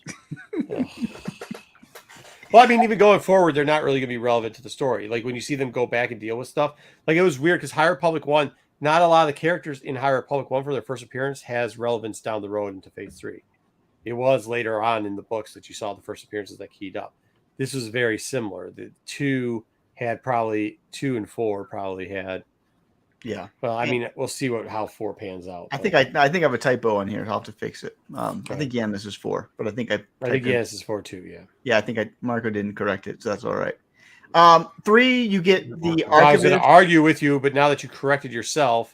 Yeah, no, that's what I want. That's what I put it out there because I have typos. I had lots of things I had. You didn't say that. You said I have a problem with cameos versus first appearances. I was going to argue and cause them, but you've already crushed my voice at this point. Yeah, it's good. Ferric Ornali was the Archivist who was part of the Path of the Open Hand, was in Path of Vengeance, the one that, frees the Herald. That person dies. That's first appearance if you want that one. Orclane Vis was the head of whatever group that was, the Wheels, Guardian of the Wheels. That one's not going to matter either, but that was part of it. 4 was the other one that we thought had high potential. You had the Great Leveler, which is probably the most important one. That's first appearance there. You had the Herald, who ends up dying. You got Yana Ro, who appears there in that one as well. Alicia shows up in 5 with one little panel. We argued about this at the time, whether it was a cameo or a first full. It probably doesn't matter either way because she's dead. Yeah, waste of time and money, waste of an argument at this point. Yep. So not a big deal. Whichever you want to argue. Wayseeker cried when she died. I did. No, I actually. I thought it was a really good death. It was fun. She had to die like that. Yeah, she had to. It was Salandra, like fucking telegraphed. They all died. Salandra shows up as a cameo in 6. She also has a cameo in 5 and 6 of High Republic Adventures. Never talks, never named. You can kind of see because she's just such a unique character with the shield, who she is. I mean, because she is so unique, maybe you could argue that they're not cameos, but I don't know how you would be able to tell that apart. The other ones from the High Republic, you have Barkov, who is the Lasat, who is part of the Path of the Open Hand. I put him in here because the Lasats live forever, and they like to bring up Lasats just because people were really interested in Lasats through the Zeb. So it looks like Firefly from the canceled Batgirl movie. Yeah.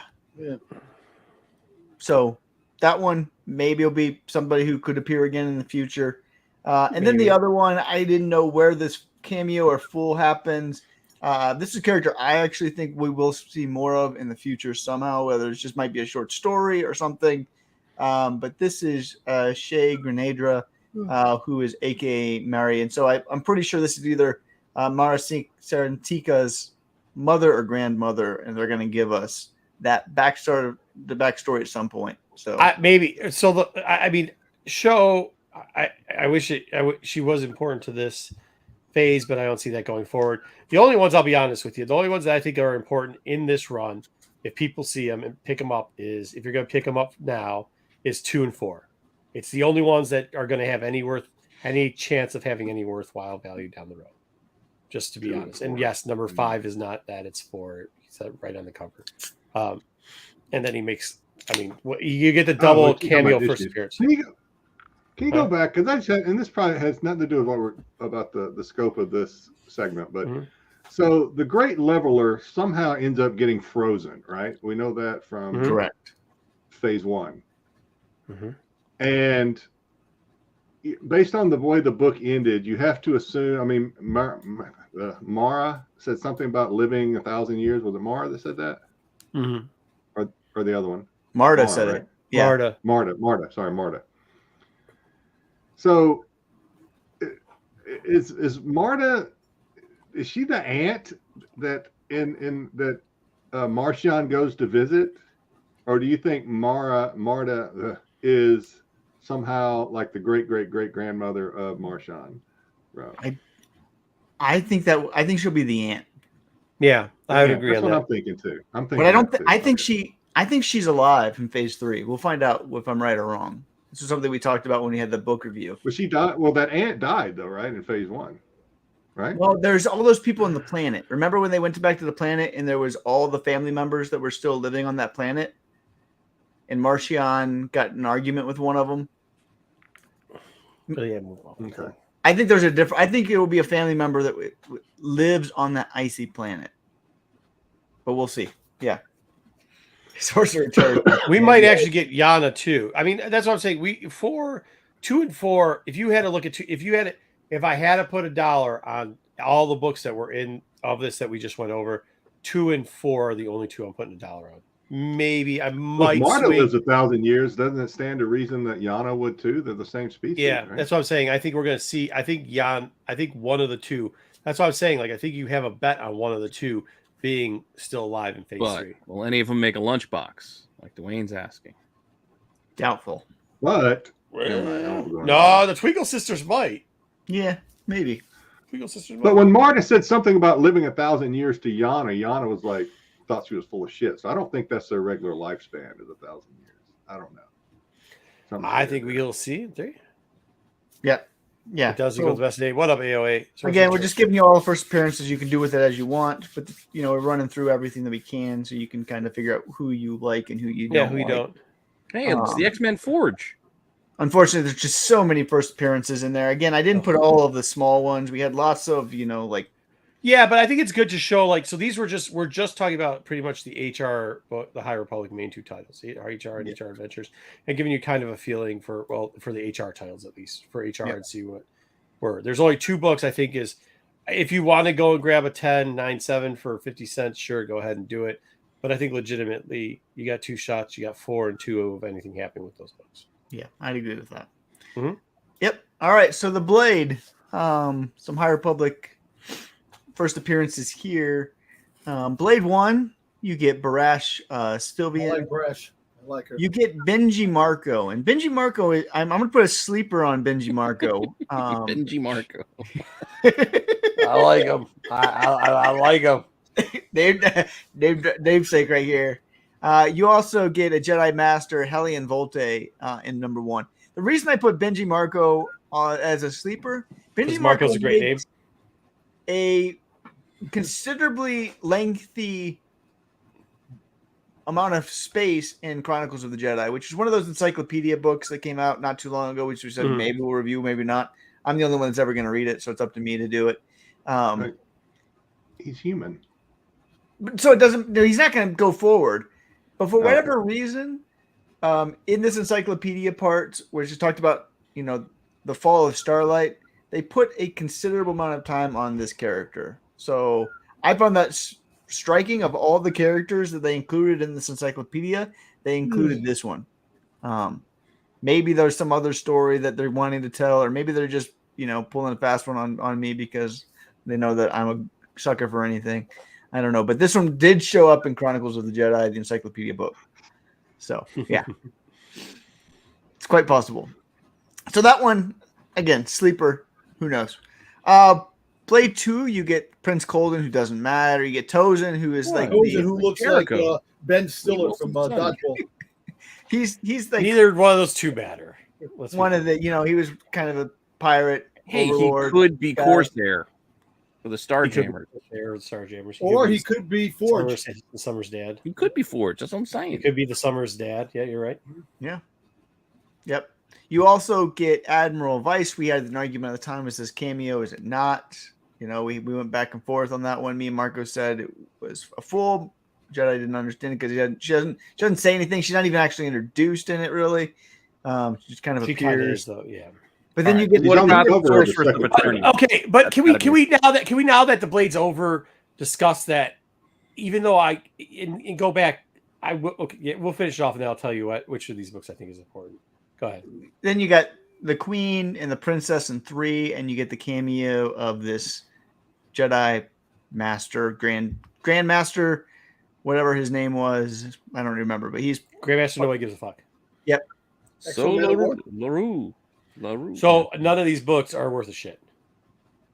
Even Admiral. The problem with Admiral is, like, we saw what they did with a chick that could have her mouth detach, and if the relevance of that chick can't stay around, how good is Admiral Vice? Who, by the way, the story that Admiral Vice had was she pretty much just chickened up and ran away. Anyways, they didn't make that as awesome a character as either Destix or as in Lone Pop. And where's Lone Pop at nowadays? And where is Destix? Destix now in Bounty But Hunters. isn't that what Star Wars likes to do? They like to keep using these cowardly villains that keep getting away. She's a little bit. She's got a little bit more of a ball sack than Ocho the wuss, but she's not. Yeah. I mean, we're gonna see her supposedly die. The one thing that they said is we'll see her again. It's like, but do we want to see her again? And I think unanimously the answer is we don't care. Well, probably the one that most people would like to see, and Dom, if I had to guess, is Barrage. But I don't think we're going to see. Not going to see it. It's done. She's human. She actually probably has a shorter lifespan than humans, if I remember right. So I don't. We might get a flashback, but we're not going to get much with it. Well, Soul did say he was writing a new comic that is taking place in phase 1 or phase 2.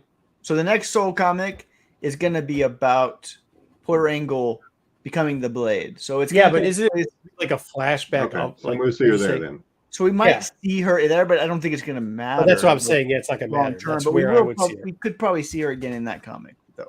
And we might actually see Admiral in that comic too, and it'll be an end of that. I mean, who knows what we're going to see? Yeah, but it's so going to be just like the Blade, where it's a pretty good story, but it's going to have its faults, and it's going to be kind of just a fill-in, right, to give you backstory on a couple characters, but it's never going to amount to much. So this one still does go for 50. Yeah. Well, you know what drives, I think, probably a bunch of that price is people say, well, I mean, explain it to us, Wookie. Why would that book go for anything? Because people were saying there's a character. Yeah, that's what it was. I mean, that's really what it was. And eventually, sadly, with the pump and dumps, I mean, you'll see it. Some of them will hold, like the Aphra, where you got holding it now, a cosplay book. Whatever they're wording they're using on whatnot or whatever to sell that book at $12 when it really should be $1 bin book. You'll see a little remnants of it, but yeah, that book eventually will come down because eventually you can't put a what are you putting a star who's going to care? I mean, really, when phase 3 comes around, halfway through phase 3, who's going to care about Admiral Vice? So it didn't matter what they pumped it for. You know what I mean? That's why when Dom's like, oh, I got all these books. You want to see a sad story? Let's go look at all the books that were 1 in 25s and 1 in 100s that Dom bought last year. See where the price. I would rather have the second printing than that 125 anyway. Yeah, second printing's dope. I like it. I mean, I just wish the character was better, though. You know what I mean? It's just not a great character, unfortunately. And that's where this longevity. I reread it, and this one just wasn't as good as it should have been. Yeah, it was very disappointing, unfortunately. And that's where we're talking about longevity, right? There's just not a longevity with most of these I think we were pretty hyped when it was out. When it was starting, we had a lot of high hopes. I'm still gonna say this Ben Marco, he's the sleeper of these. Oh, I mean, everybody always underestimates the Marco, and then All I know is I have the 1 in 25s and just about all the High Republic books that came out from Phase 1 and Phase 2. You know, something's got to get greatly grabbed from eventually for those books to shoot up. So eventually, I'm sitting on a gold mine in the next. But you never get rid of anything. So what's the difference? Yeah, We have a Phase 1. segment I where- mean, Phase 1's got a better shot. I mean, maybe. All right. Can we do a Maybe some segment phase where ones. Dom Maybe. just There's shows just us- so many of them. We talked about that before. I know. Yeah. Can we do a segment where Dom just shows all his 1 in 25s and all of us just give it like either this? Yes. Or... Yeah. You should. That'd be a great segment. The It'd pro- take like no, 6 no, the hours. pro- the 6 problem is, hour the segment, problem is though. I understand Wookiee's frustration, and that's the part. Like, there's a difference. Like, because I have a lot of the ratios from Phase 1 too, but I didn't pay what Dom paid for those ratios. You know what I mean? Dom pay is different than Marco pay. Well, because a lot of the shops these days start the markup before books come out. Oh, you can't see that text? I'm sorry, Creed. Do you want us to read something for you? We'll read it for you. Just tell us which one you missed, Creed. We got you. All right, so man, next if you're up, watching this on a phone, you ain't reading this. Yeah, Yeah. no, that's sorry about that. I was just trying to make it not like 74,000 slides. So Oh my God, why does Vizzle look like something from my SpongeBob? You know what? We should make use of the Facebook page, and I should do what I did with JJ's decks and put them out. yeah. yeah. Okay, this is Put the them out one there thing for I'll athletes. tell you. You laugh about this, but when somebody just said, "What has lunchbox ability?" The characters from High Republic Adventures has lunchbox ability. That's the only thing I'll give you, and it like including Vizzle. Vizzle is very lunchbox. Tom Cruise looking Creighton's Little- son down there. Little lobster fucker. All right, go ahead. We got Hey, all no, these no. Creighton's son is fucking solid. Creighton's dude. son's He's- important. He's important. Like, Dude, He's very this looks important. like the card Don't be back making- of a Teenage Mutant Ninja Turtle series we never got. I know, right? These are wait. We went through all the bullshit of the pump and dump books that aren't worth a shit. Now we're going to the books right now that are literally not worth a shit, but maybe some of them should be worth a shit. And you guys are clouding on it. Okay. That thing in his head. Hey, when you put it all together, and then you start looking at it going, Now do remember. again, Now do remember, High Republic Adventures only had A covers, Yeah, Rash only A Tackle, covers. who's And- thank brother. Christ. and after 4, the FOC started getting fucked up on them, so some of them are under order. Not saying that they're sold out. I'm not saying they're sold out. I'm not saying that they didn't fill the demand for the market. I'm saying, like, as when you look at arcing of a 8-part series for an independent book for a major title, if you look at the numbers on the back end, it's a lot lower than they normally are. That's what I'm saying. I'm not saying low print run. I'm not saying scarce. I'm not saying hooga big bangers, small I'm saying wangers. half of I'm them not look saying like any of that Muppet shit. rejects, is what I'm saying. I'm just telling you, after 5, because of some funny business with how the distributor was working out, 5 and on, there was less than would be normally ordered for them. That's all I'm saying. All right, go ahead, Macy. All right. A lot of these characters, again, these are the two crews. You got the Dank Granks crews and you got Maz's crew. Their first appearances, the Maz's crew's first appearances, except for the big bag of the Dank Granks who comes at the very end, are in 1. The Dank Granks first appearances, except for Arkic, are in 2. So if you want the Dank Granks, pick up 2. If you want Maz's crew, pick up 1. That's basically how the first appearances of those worked, except for Abadu. Abadu was the guy that was hidden in the ship from Maz's crew. So if you like Abadu, pick up Abadu. Okay, so here's the sad part about it. When they start getting to do High Republic content, you do know they're going to have some fucking, just like, what's that little blue stupid ass character that just, that character that fucking Wayseeker loves?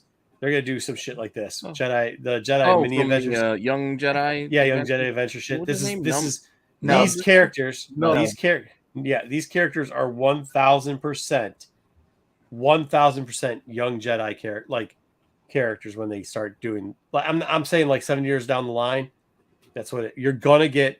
Vizzle.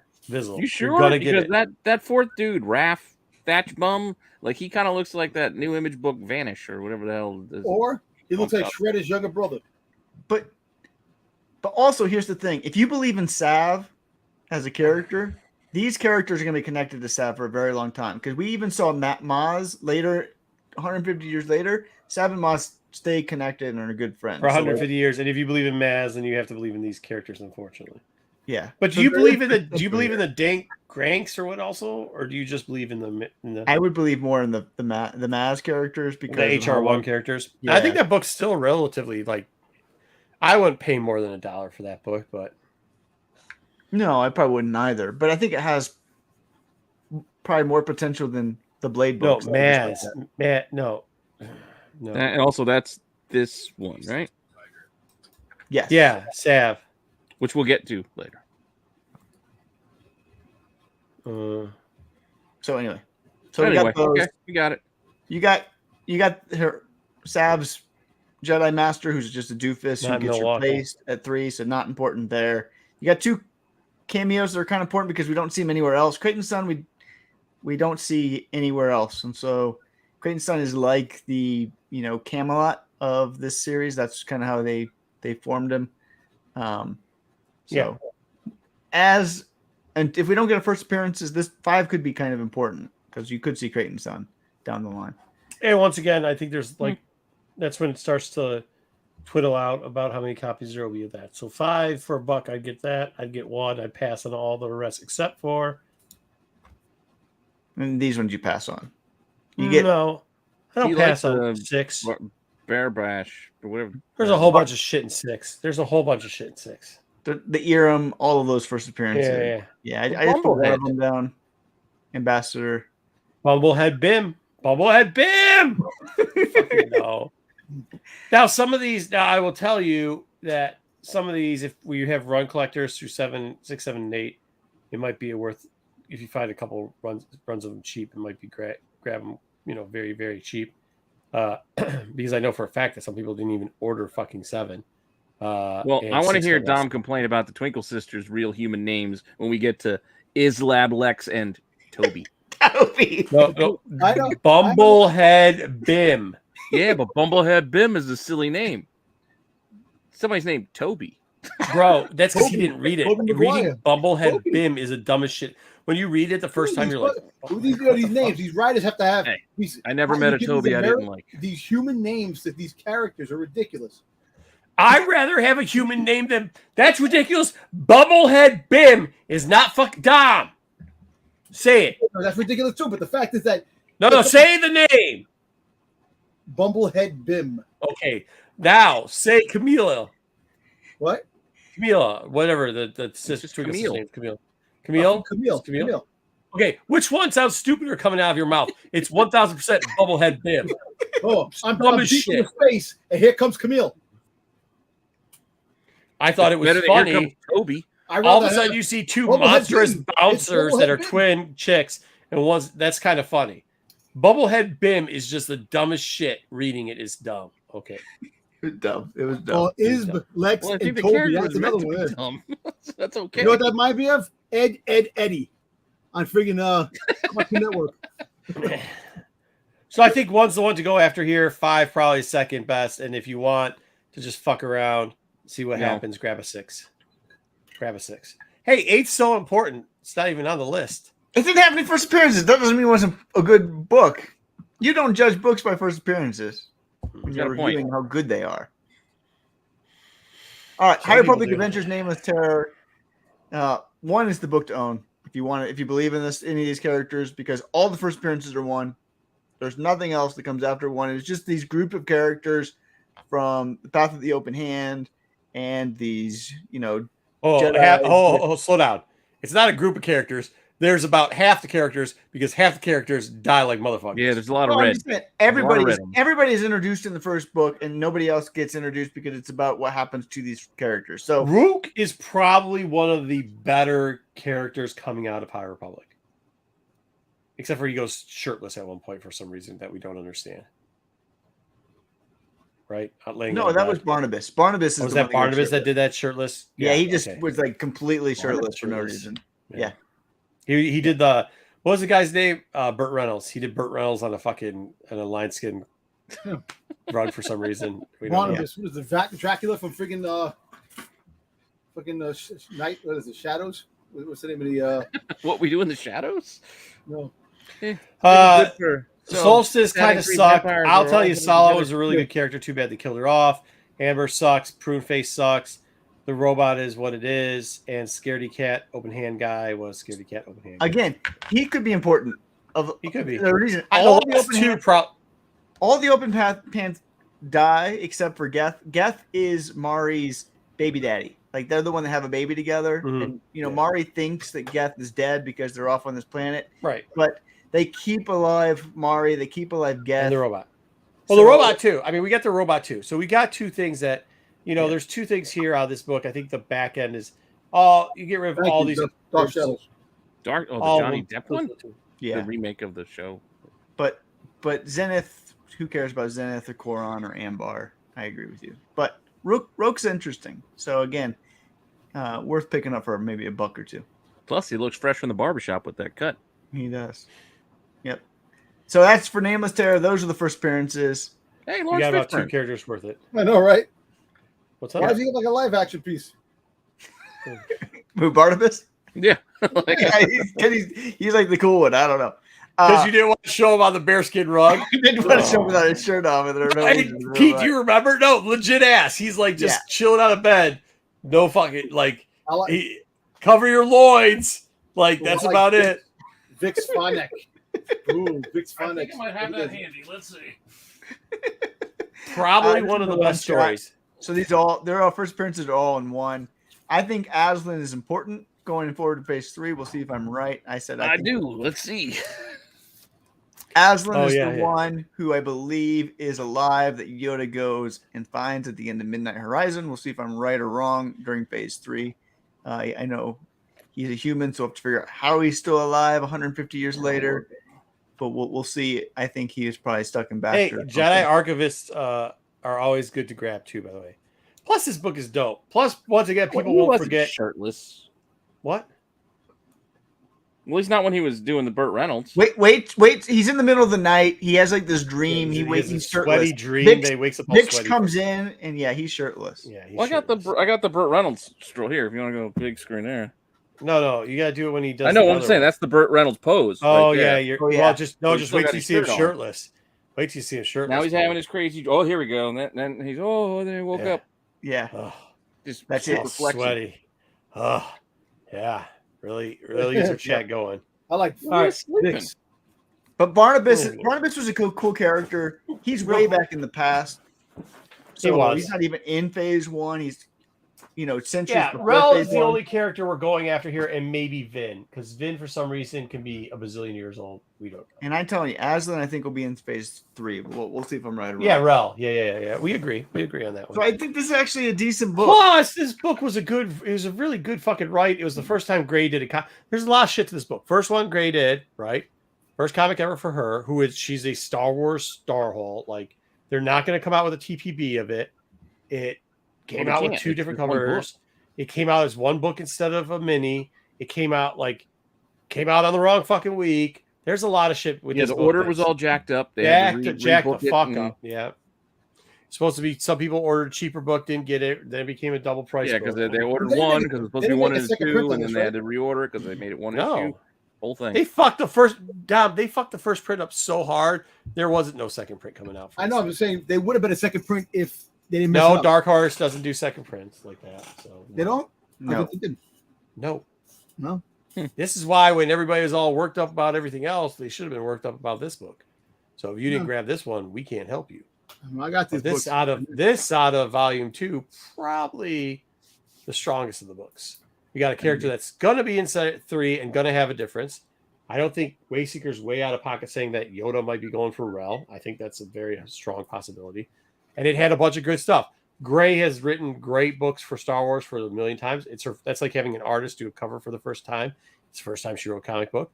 We covered before telling people leading up to it, go out and get this book if you could, and then it started selling out because it was fucked up.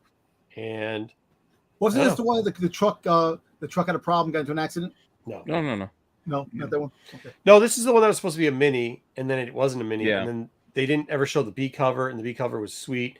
and it was already under ordered because they took it off the FOC because it got pulled from Pull Okay. Box. All right. It was Yeah, that they was I think canceled the orders, and then not everybody reordered when they put it back up again. But they also fucked up because they left up the $3.99 book, which wasn't $3.99 because it was $7.99 because they made it a dual. So like they canceled it Yeah, twice. there's a whole lot going wrong with A it. whole bunch of bullshit going on. We're not going to rehash it all. But if you see these now that some of the heat might have calmed down on it, you might consider picking them up. Yes. Especially if people kept them on their walls and if they didn't move them. So, all right. One more. Yoda 1 through 3. That was the Kevin Scott talking. This about Yoda is in the Dom's High favorite. He called them Anteater and Vacuum Head. So I call the Wile Coyote. Oh, Wile E. Coyote. There you go. Yeah. Yoda 1.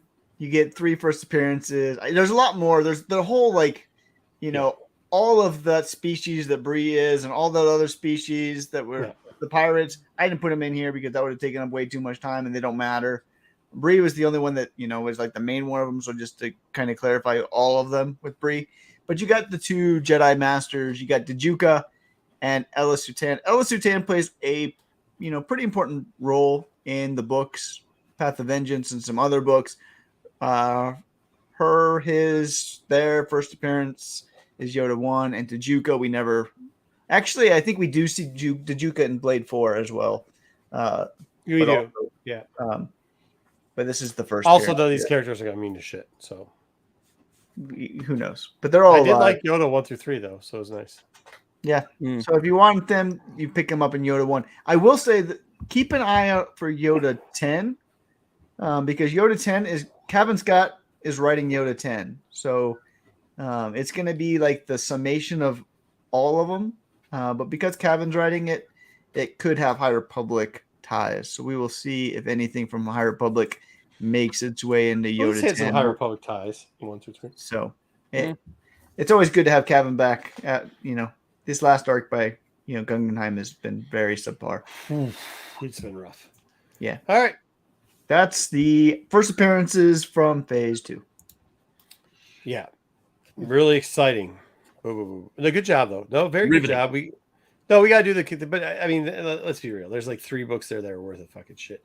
But let's rank them because this was Wayseeker said this was the best group of Star Wars content out in decades. And I disagree. It isn't even the best out in the last 6 months. So here we go. We're gonna rank these things. Who's moving the rankings around? I got it. I got that bit. Right. You just do the overlays and tell me where dumb we're shit. putting them. Ugh. All right. Can we just have blank spots so we can fill 1 through 3 with? There's going to be one book to figure out what these things are. Here's the hard part. I don't think Phase 2 matters, which is part of the problem. Yeah. But I think it was better written and better done. It was more coherent. So this is where what matters and what was better done are 2 different things. If we want to argue about what matters, I don't think Phase 2 really matters. And we're in agreement there. But I actually like the content of these books. And if you write stuff that doesn't matter, I've spent, countless hours. Each book is, let's say, about 3 hours for me to read. So every novel on average is 3 hours. How many novels do we have? We had like 6. So that's 18 hours. The comic books have taken numerous days. I'm cutting and everything else for that. A ton of hours. Let's say I put 60 hours into this whole consumption of this and distribution of the time you were spending trying to figure out the time you spent on this. I get that, but there's a lot of good Star Wars stuff that ultimately doesn't matter. You like Alphabet Squadron. Those books really don't matter in the grand scheme of canon. But they're not. Oh, yeah, but they're not supposed to matter. But these are. I don't know if I agree with you. And by the way, the Alphabet Squad was 3 fucking books. This was fucking phase. 20. This is a whole phase that did not fucking. 4 books maybe mattered out of the whole fucking phase, dude. This is, if you bought every novel, hold on now. If you bought every novel and you bought every cover price and you bought every $125, you probably spent roughly about $1,500 on this phase. Was this phase worth $1,500? No, not financially, but it was good. Star Wars. It wasn't good. Yeah, it was good Star Wars storytelling. It was $50 worth of good. No. Anyway, again, investment wise, no. Path of Deception. I'm telling you in general. Okay. No. The only Now listen, this is where Wayseeker is going to kill me, because what I said was Tessa saved this book from Justine because it was so bad that she made it actually readable. And for some reason, Wayseeker takes that around and turns it and says, "Do you think this is a great book?" Which is not what I said. Your tag for this is this the best Star Wars book ever? The answer was no. That was your tag. Yeah, that's because we need And people you to said click it on was videos. up there for in that show. In that show, when you were trying to sell it, you said it was up there for best Star Wars novel ever. In this phase, I can go back and pull the quote, the clip. Well, I think you misunderstood. It was in this phase. I think you misinterpreted what I was saying. It was the first book. It was no. I was gonna say it was in the first book. He also asked, skipping the is phase. That makes Aphra no saving sense. Star Wars You can comics go- on this one too. So Yeah, and I said she was. She is. She's You saving it loved right this now. book when it came out, and then you can go back and revise history. But I can pull the clips. No, I think you need to. I think what you need to see is the bottom line when I give the final review and I say, Tessa saved this from Justine because I had such a very low opinion on how this book was going to turn out. That's what I said. Hey, what's up, Ed? Hey, what's up, Ed? That's definitely not what you said, but that's okay. 100% what I said. Mhm. Thanks, Wayseeker. Oh, for the list. Okay, cool. Yeah. So where are we putting this book at? Like 6-ish. 6 seems I fair. don't even remember what this book's about. It was, I'm trying to remember what you guys talking about it. I don't actually know if you read the whole book. You listened to the audiobook and know you reviewed it. You're like, I didn't. Oh, you hated. Yeah, you hated this book. Yeah. And that's what it was. I was trying to play the opposite because everybody hated this book so bad. I was like, it wasn't as bad as it seemed. So I was trying And to that's play why I'm it just along. working the deck because I did not read the novels. I think we Yeah, can put this at I 6. tried, It wasn't the best thing in the world, but it wasn't the worst. 9 covers meh. 1. This was not the best book. Path is 8. 8. Okay. Wait, 8? I think 6 is a good place to start. Oh, well, we can start. We can move. That's I'll fine. be honest with you. With 6 gave us, they gave us a little bit of a lot of different things that they dove into later on that I'm not sure they need to fucking dive into because it does feel like phase 2 didn't have enough fucking content. I'll be honest. We get the origins of Path and how it relates to the High Republic or the High And how it Republic actually works and what the phase one. backstory is. Yeah. You got the Roe stuff. Yeah. You got the levelers. I mean, the Kevmo Marta was a good character. Mhm. I thought Kevmo was a We got the strong little character. rubber. But the problem with it is how the fuck do we spawn these things still? The levelers? We don't know because it's a ring and then it's a fucking egg and then it's like they changed what it was throughout the thing. That's what I'm saying. Like it started out with so much potential because they gave us these little portions. Yeah. But as the phase gone on and stuff they were giving us that seemed like it could be important, literally just petered out and didn't mean shit. So I mean, that's a good point Is this too. the that you one said about it doesn't feel the- like it's enough because it doesn't this feel the like one there's about enough. the- I'm surprised it's the- over already. the Jedi. Is this the one about the race? No, that was not the race for Crash Point Tower. This is the one where Kevmo and his master go to Dolna, and we meet the Path of the Open Hand for the first time, and Kevmo and Marta like have this relationship where they're trying to convert each other. One. What? Yeah, the first one. This is the first book. First book. Yeah. Oh, And okay. Kevmo ends up dying and the egg breaks out, but it was a ring, but then all of a sudden it was a fucking I will agree with egg. you that how they made the mother not as good as they should have, like because we had really high hopes for the mother, brings this book down into where it wasn't. And I think, but I actually think it hurt. I think that's what I'm saying, Wayseeker. I think like when I read something and say, okay, cool, you set this phase up to be great, and now that we've seen it all, and you go back and say, right. I was saying, oh, cool, this is a really cool book, man. They started this phase off hot, but now in retrospect they didn't because they fucking. It's like throwing a 80-yard pass, and then you see that the guy the receiver horse collared the CB at the beginning on the line, and they call the motherfucker all the way back, right, and give him a 15-yard penalty, and that's what they did here. But that's not all Tessa's fault and Ireland's fault. Now It's you got me also the missing people that came after them kind of just didn't take what they should have with the book. The book opened up a path, and they, it wasn't taken. Yeah, but I mean, it also didn't give a true direction. Are we just doing novels? No, we're doing novels it's and got comics. covers There's in it. 13. Okay. There's What do we think about this? 7 novels, 5 Oh, comics, okay. and the manga. Okay. All right, here we go. Sideways or up and down? Next up is Convergence. A fucking waste of a book. this turned out just because it looked like Jen is on the cover. I think people thought that this was going to be a good book. You liked this one again. When we Once reviewed again, it, I said this was not hold good. on. You liked it. Wayseeker, you forget that as much as you guys always say that I'm the most negative person here, I'm usually pretty positive. You guys are carrying us about on the stuff, outside. but I also take it all in its totality. And its totality, it was a waste of motherfucking time. That book was a waste of time. Now that I know what path is, I don't think it. I don't like it. Go ahead. What? Jedi, what were you gonna say? Yeah. I'm not saying anything about Convergence. I'm saying about the other book. Now that I know what it is, I don't think it should be at 6. I think it should be like 5 or 4. But we might have to move it up because the shit's gonna get worse. No, I disagree. I think there's some really good stuff. We'll come. I think we'll. There's not really good stuff. There's really half-assed stuff. Yeah, you think you're wrong. Convergence. Well, I'm very rarely wrong, so that would be a. Well, all right. Bottom line, is Convergence better or worse than Path of the Sea? It's worse. It's worse. All right, then we'll hit 7. How about 7? Because it fucking really just it rehashes. I think it's going to be a recurring theme. Convergence is the one where Axel's mother resigns her position to go save Axel during the Dolna War, and so the senator who was the co-senator at the time or co-chancellor at the time had a kid who was fucked up, and they did that whole bullshit. And that amount of dog. So, at first, I thought it was pretty good, but when the fucking end, that's what I'm saying. Yes. Like when I read these and say, I think Marco's saying what I want to say is that when we get to the end, and I was actually thinking about. I'm glad we're doing this because I was thinking about this as I finished listening to the final novel. When it's all wrapped up, I look back and thought how useless a lot of the other novels were. Agreed.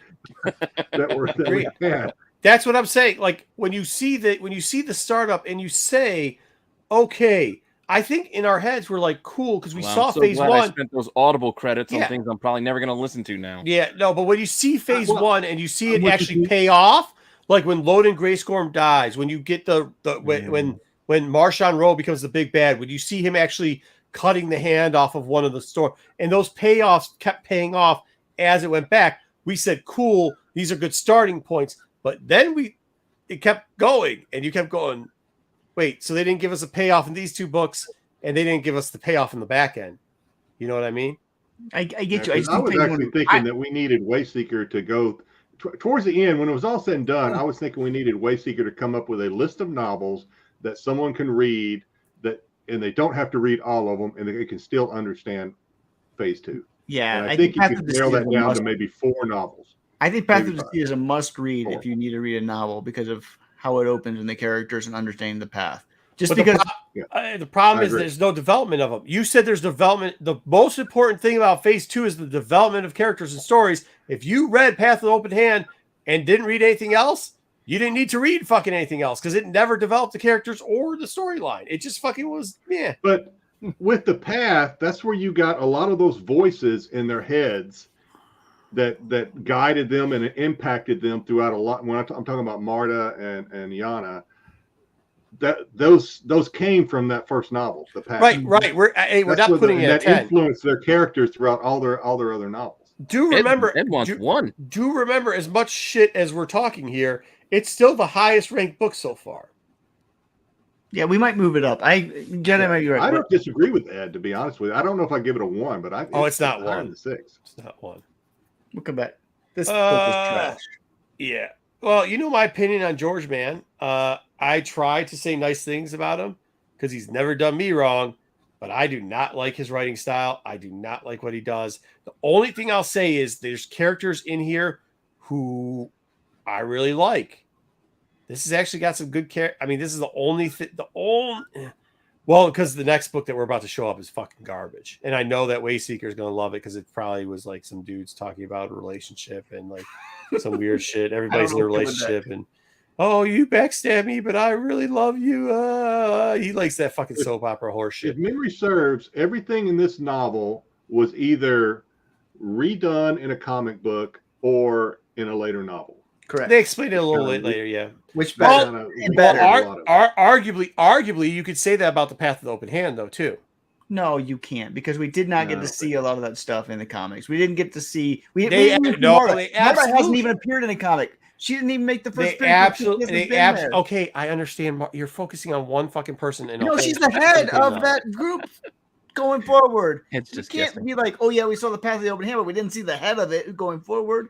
But once again, all the little things in there, we saw portions of it explained. Also, too, very whole-like, because when they went back to explain, you could say it wasn't their fault, but this is supposed to be a collective, and they're supposed to understand stuff. And when you say that the fucking egg is the size of a fucking ring, and then all of a sudden everybody else is like, no, these things, and when we actually see them in real persons, they like fucking make goddamn ostrich eggs and dinosaur eggs look fucking minuscule. Like, it can't be the same. You can't do that. And that's why a lot of the bullshit that happened in Path to the Open Hand, the rest of the group, when it came out, all the stuff they put in there, including not showing her, which is bullshit. It would have more significance if they did show her everything they dropped in Path to the Open Hand. The rest of the story is just shit on. Every time you say Path to the Open Hand, I just hear pimp slap. Yeah. But I agree. Put it at 9. George Man's got to be 9. This is 10. If you're gonna put on the list, I'm not gonna. Well, I'm gonna argue that the next book. I thought this one could have been. The only reason is because there's a character in here that I really 3 aren't making the cut. Let's just throw that out there. Making the cut, but this is 3 ain't making the cut. I would put this at. I hate to defend George Mann, but the way he wrote the 2 characters that are on the cover was fucking really good. Better than anything that was in the fucking. This is fine for now. We 7. Better than anything that was a Convergence and that bullshit. I'm stepping down for my son who fucking just backstabs and hangs out all. We had to read 30 pages about a spoiled little brat being a spoiled little brat. Again, I didn't need to read that shit. Ada was better done in a different book, which we will talk about later. So this is not like it's the first Ada. And again, I think Creighton came up in a lot of places. Creighton was a good character. I thought Creighton was a great character, and he did okay with stuff. That's all I'm giving him credit for. That's why I'm saying don't throw it away. This book was a waste of time. Dude, all these books were a waste of time.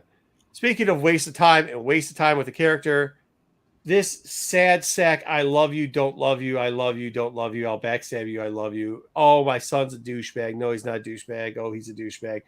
Bullshit fucking MTV real life season fucking 12 daytime soap opera horse shit. Real was a waste of my fucking time. Yeah. Cool cover. That whole storyline to me about this character, his mother, the senator or whatever the hell she was, and the little back with and the forth, mother? do I love this Jedi, yada yada, and with the mother, and the bullshit with the mother. Yeah, the mother. It was meaningless. You could get rid of the whole thing, and it will not. You got to bring 7 down. That's why you got to bring Convergence down, because these two. This book is supposed to worse. This is worse than Convergence. Convergence. I agree. But this is supposed to promote Convergence. Instead, it brought Convergence down. Because now Convergence is worthless as a tit on a bowl. Better or worse than Battle of Jeddah? This is better than Battle of Jeddah, though. No, Battle of Jeddah was just. I hate dude. If we have a toilet paper fucking shortage, again, this is the first book I'm using. First. Jedi. You like Jedi. 8 to me. Jedi, what do you think? Better or worse than Battle of Jeddah? I'm gonna say worse because I don't understand why any of this was even necessary. None of that was necessary. You got some of the battle stuff, which was interesting. You got the battle droids. You got some deaths. There was no Wayseeker. That's just not gonna fly with Jedi. Jedi will poke a fucking bear, dude. You can't pull that bullshit over here and get him all riled up like you do me with that dumb fucking word salad horse shit. Oh, battle droid. Fuck a battle droid. What the fuck are you talking about? Droid? You got Yaddle. Yaddle was a character in here, and Yaddle was really good. This was stop with the words. Yaddle was the just keep saying words. Keep saying fucking words and saying, "Oh, Yaddle, good. Yaddle, good. Battle droid, good. Battle droid, good." Character in this book, and it didn't save the book for me. So yeah. Yeah, there we go. Yaddle was better than. Put all these books at 10. Again, we're arguing about 8 and 10 here, so it's not like we're arguing. No, Convergence should be moved down too. By the way, we'll get to that once something is better. Yaddle was in it, but to what end? I don't get to what. I mean, she was really smart. She was able to I don't know. I think. Okay. I don't see that's what word salad because you're just saying words that people know. She was able to, and you're going, oh, good. How she was able to keep the troops together during the battle. Good. I don't know. I mean, I like Yaddle as a character, and I thought it did do good development.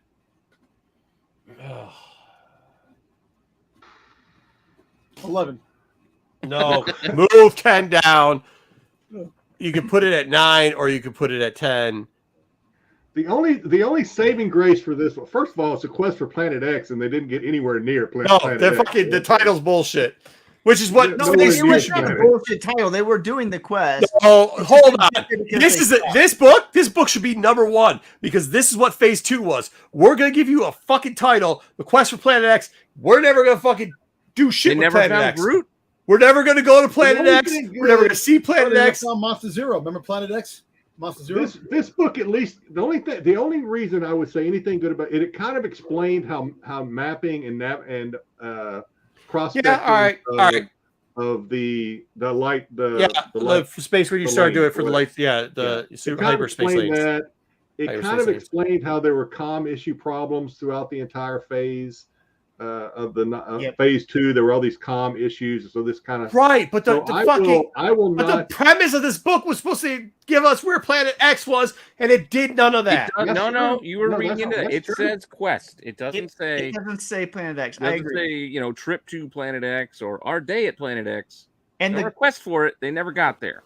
I like No. Graph. I like They the never Graph even character. tried. I think They the Graph couldn't character even was- try because they they didn't don't have fucking to try quest. the Jedi. There was no fucking quest. There was They no went after the NPCs. planet There was no multiple times. no. They jumped off. Stop No. bullshit. It was like No. this new Jedi. It was like this new fucking Zelda game where people aren't fucking going on the quests in this fucking Jedi. They're just open world in this motherfucker. And This this is is what this was. This should be called Open World of Planet X because these motherfuckers did quests. There was no knights. There was no mages and shit. There was no fucking side quests. There wasn't even fucking side quests. There was no questing being told. They told us about comms. Cool. They told us about hyperspace. Cool. They told us about a bunch of shit about their family. Ed Cool. wants it at 1. He wants everyone at 1. Planet I X, AOA had 4. I put this better than Battle of Jeddah. Again, I like the Graph character. I like some of the navigation stuff. I hated Battle of Jeddah. So you're gonna ask No, me, Where's the- the convergence? I if you're actually, gonna ask me if it's hey, better I'll or actually, worse than Battle of Jeddah, it's better than Battle of Jeddah. okay, here we go. I actually, now that I see that AOA put it at what, 4, there is an argument, and with what Jedi said, there is an argument that this could be at number 5 for the sheer fact if you don't look at the title, it wasn't a bad book. It wasn't. If this is called Quest of the Hyperlanes, it would have been 3. Well, Easily. that's my Quest that's the to question. get a All right, daddy Battle back of to his Battle, kid. Battle of Jeddah. Yeah, Okay, quest better to than go Convergence. find quest for Daddy, quest to go find Big Daddy. Yeah, there you go. It's not better than Path of Deceit. That's Quest for crazy. like, oh, thank God I didn't have. So better than Convergence, but not Deceit.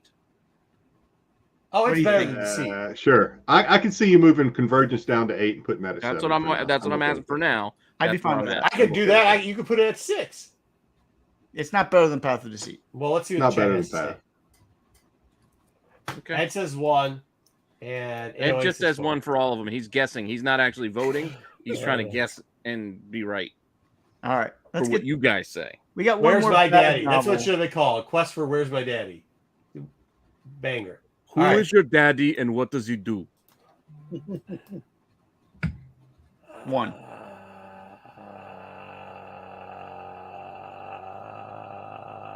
4. 1. This was one of my favorite all-time Star Wars novels. Yeah, you've got your fucking dude. You got the taste. Your review of this and my review were You've very got the good. taste. You've I'll got be the taste interested of to somebody hear- who eats at Speedway off the hot dog rack all the time. Like, I'll be interested if Jedi quits that, but You this could say chili cheese Fritos are a fucking delicacy, but that doesn't make it a delicacy. is a I 1. could go for some chili cheese Fritos right now. Well, the only thing I think it's the best novel that I can remember. I'm trying to think if it's better than any of the comic books. I'm going to say 1 on this one too. Oh, Damn. you guys are fucking wrong. It is not that good. Well, here's the question. Well, it may drop down. I can't It's the remember. best half novel. what- Is this the best novel out of this It's the grouping? best novel. Is it the best novel? That's the only question you need to worry about right now. Don't worry about what else is We're left not on the doing the board. manga. We're not counting the manga in that. The manga will No, come up. What we have in front of us. No, That's what I'm not saying, novel. yes. Is this the best? That's all I'm Is asking. this the best out of all the horse shit that we have right now? Like we've gone through all the well, we haven't gone through all the horse shit, but we've gone through the majority I of the didn't horse read shit. the Yes. manga, so I don't know. This Let's is just the best do of it the for dog shit. fun.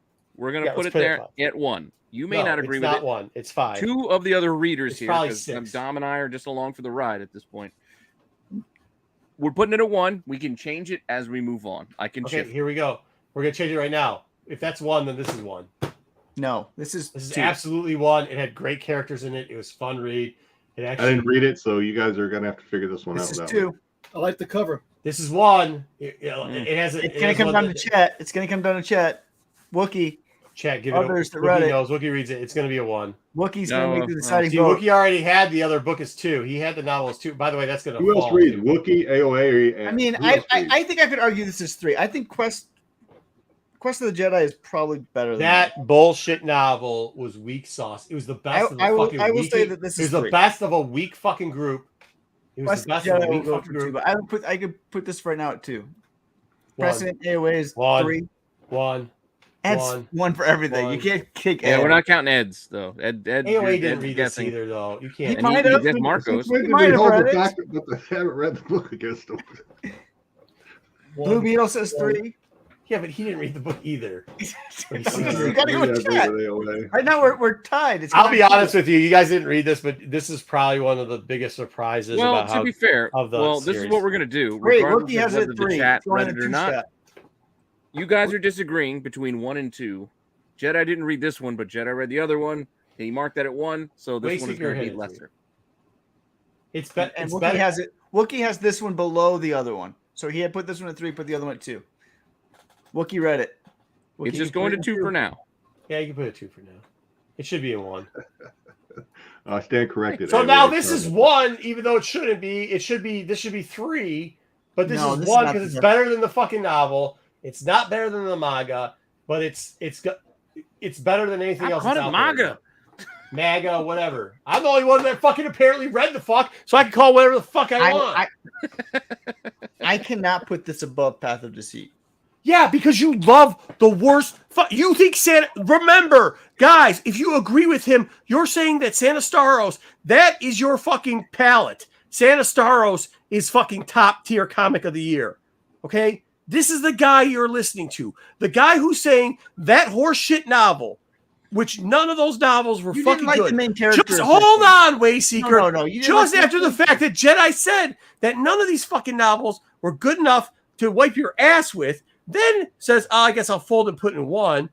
But that fucking novel, and I know why they're doing this. They're voting it to keep it up there to try to hear me rant about this. But the truth of the fact is that the manga was fucking, whatever the fuck you want to call it, was better than the best novel. And it's Put better an than N this. in there. This is Manga. this is the 3rd best comic of the 5. Raise your hand if you bought the manga, whatever the fuck it is, and read it. Who gives a fuck what it's called? Me. Nobody else has their hand First one, raised. I don't Okay. think I got the Wait, can I Manga. ask a quick question? Are we going, but just based on issue 1 or the whole run? The whole run. Hold on. Okay, the whole run. Okay. This to me I would move Path of Deceit up to 5 and put this at 6, personally. Absolutely not. Jedi. The back end of this, once they started doing Twinkle Sisters, the back end of this was actually really good. The front end, tough. Back end, real Twinkle good. Sisters. Twinkle Sounds Sisters. like issue 2. It's like, yeah. Sisters. Or Like, I wish I'd read that manga now. I really do. it was good. It was really fucking good. Yeah, I'm not going to be able to put that the High Republic comic run above Path of whatever that is. Path of Deceit. People care so much about That's the a book, they don't deceit. even know the title. Yeah, well, that's just kind of old. Because I mean, title. Path of Like Path of song- Deceit is song where we got introduced to the antagonist and a lot of the main players. I mean, really, the only thing we got out of the comic, I mean, Maddie was a very important character. We got the crashing of the temple. We got Olivia coming out there and getting a better understanding for that. We had We the got to staff, see- the two We got to pieces of see how the staffs. groups worked. We got to actually see how Jeddah works a little bit better, a little bit more understanding out of that. We got the some characters that are going to be future forward down the road first to show up in there, like the fucking sisters. We got a decent amount of it. Did it have its rough times? Sure, It did. but it was better than any of the novels. It was That's- not better than any of the novels. Not You any of you haven't even told us why we have a novel at number 1. You just said it's good. You I have not love said Path one- of Vengeance. I thought it did a really good Okay, job with because Olivia. don't say character fucking building again. It was a way of making the comic better. You even said it too. It helped improve all the characters in the comic, and it was written by the same person that wrote the comic. And so, like, I understand. Yeah, but you're putting the main comic at character- 6. So if that's I at still 6, think Path of Deceit is better. in so relativity to I'm that, going on what's hold on on, the board. Wayseeker. in relativity of that being at 6. You're saying it made this work well. 6. Well, the thing that makes it work is fucking, and then put it 1. Get the fuck out of here. No way. The main character is not good. Dude, Scott dropped the ball on this fucking whole area. It was disappointing. I would move Path of Deceit up to 5 and put it at 6. Absolutely not. And that's Jedi agreed. Not. What do you call? Where do you think it goes? Wookie said the exact same thing. Wookie Fanatic read it all. Bump Path up and put it at 6. Well, I wouldn't bump anything up. I'd bump everything else down. First off, Convergence shouldn't even be on the fucking list. It might not be by the time we're done. When we're done. I'm telling you, this is garbage list already. He can't tell every time. Wayseeker can't tell us one reason why that novel's at number 1. He hasn't. He's avoided the whole time. I've told you what I like about the book. I love how. No, tell us why it's at number 1. I thought I did a really good job with the Battle of Jeddah and how that played out. The Battle of Jeddah that we've already heard in 4 other fucking books and 2 fucking comics. No, Battle of Dolna. You asked for him to talk. Both of those. Okay. It did the whole Fate Wave 2 in one book. It retold the story that we saw. So what you're saying is that book retold the story. Hold on. Wait, stop. I let you say it. You're telling us all these other books now that you're moving up to 5. It retold all these stories, and those stories weren't fucking good enough. And this did a better job telling all the stories that were already fucking told. Path of Deceit did not talk about the Battle of Jeddah, so don't talk about that. That was way before the Battle of Jeddah, which I moved. You're the one who said it. You're the one who said they told everything else. No, you said it. Yeah, you said it. Who needs 4th of July? The fireworks are happening now. Junk ass phase. All right, next up, very disappointing. I had huge hope for this. Very disappointing. I'd still have it at 5. What? What Jedi? Jedi, you're muted. Jedi, you're muted. Jedi, you're muted. Yeah, and Jedi's giving the most insightful shit. It's all muted. Oh god, it was so insightful. No, can we take that down, Pete? Yeah. I don't have it. Okay. After thinking about it, my decision is, for my vote, is I'm going to put the comics above Path of Deceit. Because, but just barely. It ain't going at number 1. Just barely. Only because, and I went back and forth on this, is because additionally to introducing us to Maddie and kind of introducing us to Jeddah, it also tied us into a lot of the short stories that came out in the Insider magazines. He did do that. Kind of towards the end, it kind of wrapped those up for us too. So I will give it. I will allow it because that's a better defense than whatever nonsense Wayseeker was saying. It is. You know what? I can accept that. It makes logical sense. See, Marco, you drive Wayseeker crazy that he takes it out on me when about things. I'm just saying it makes logical sense what Jedi just said. All right. Very disappointing. I would reason Jedi. Good. Thank you. I wanted this to be like top 3, and I have to say it's probably 5, and you have to move up High Republic series above it, just barely. 8. No way you're putting this below Convergence. It was. I'm telling you, it's not good. But I'm telling you, no. Convergence gets dropped. It's above. So it sneaks in under the path. I can live with that. Well, just to make it easier, also because it doesn't make sense for us to do all of that shifting yet. We're doing this. I think everybody will agree on that. I don't think it's a. Yeah, I don't want to knock anything off the list until the board is filled.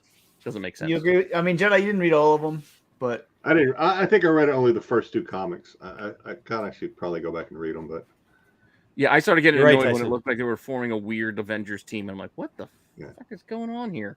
Yeah.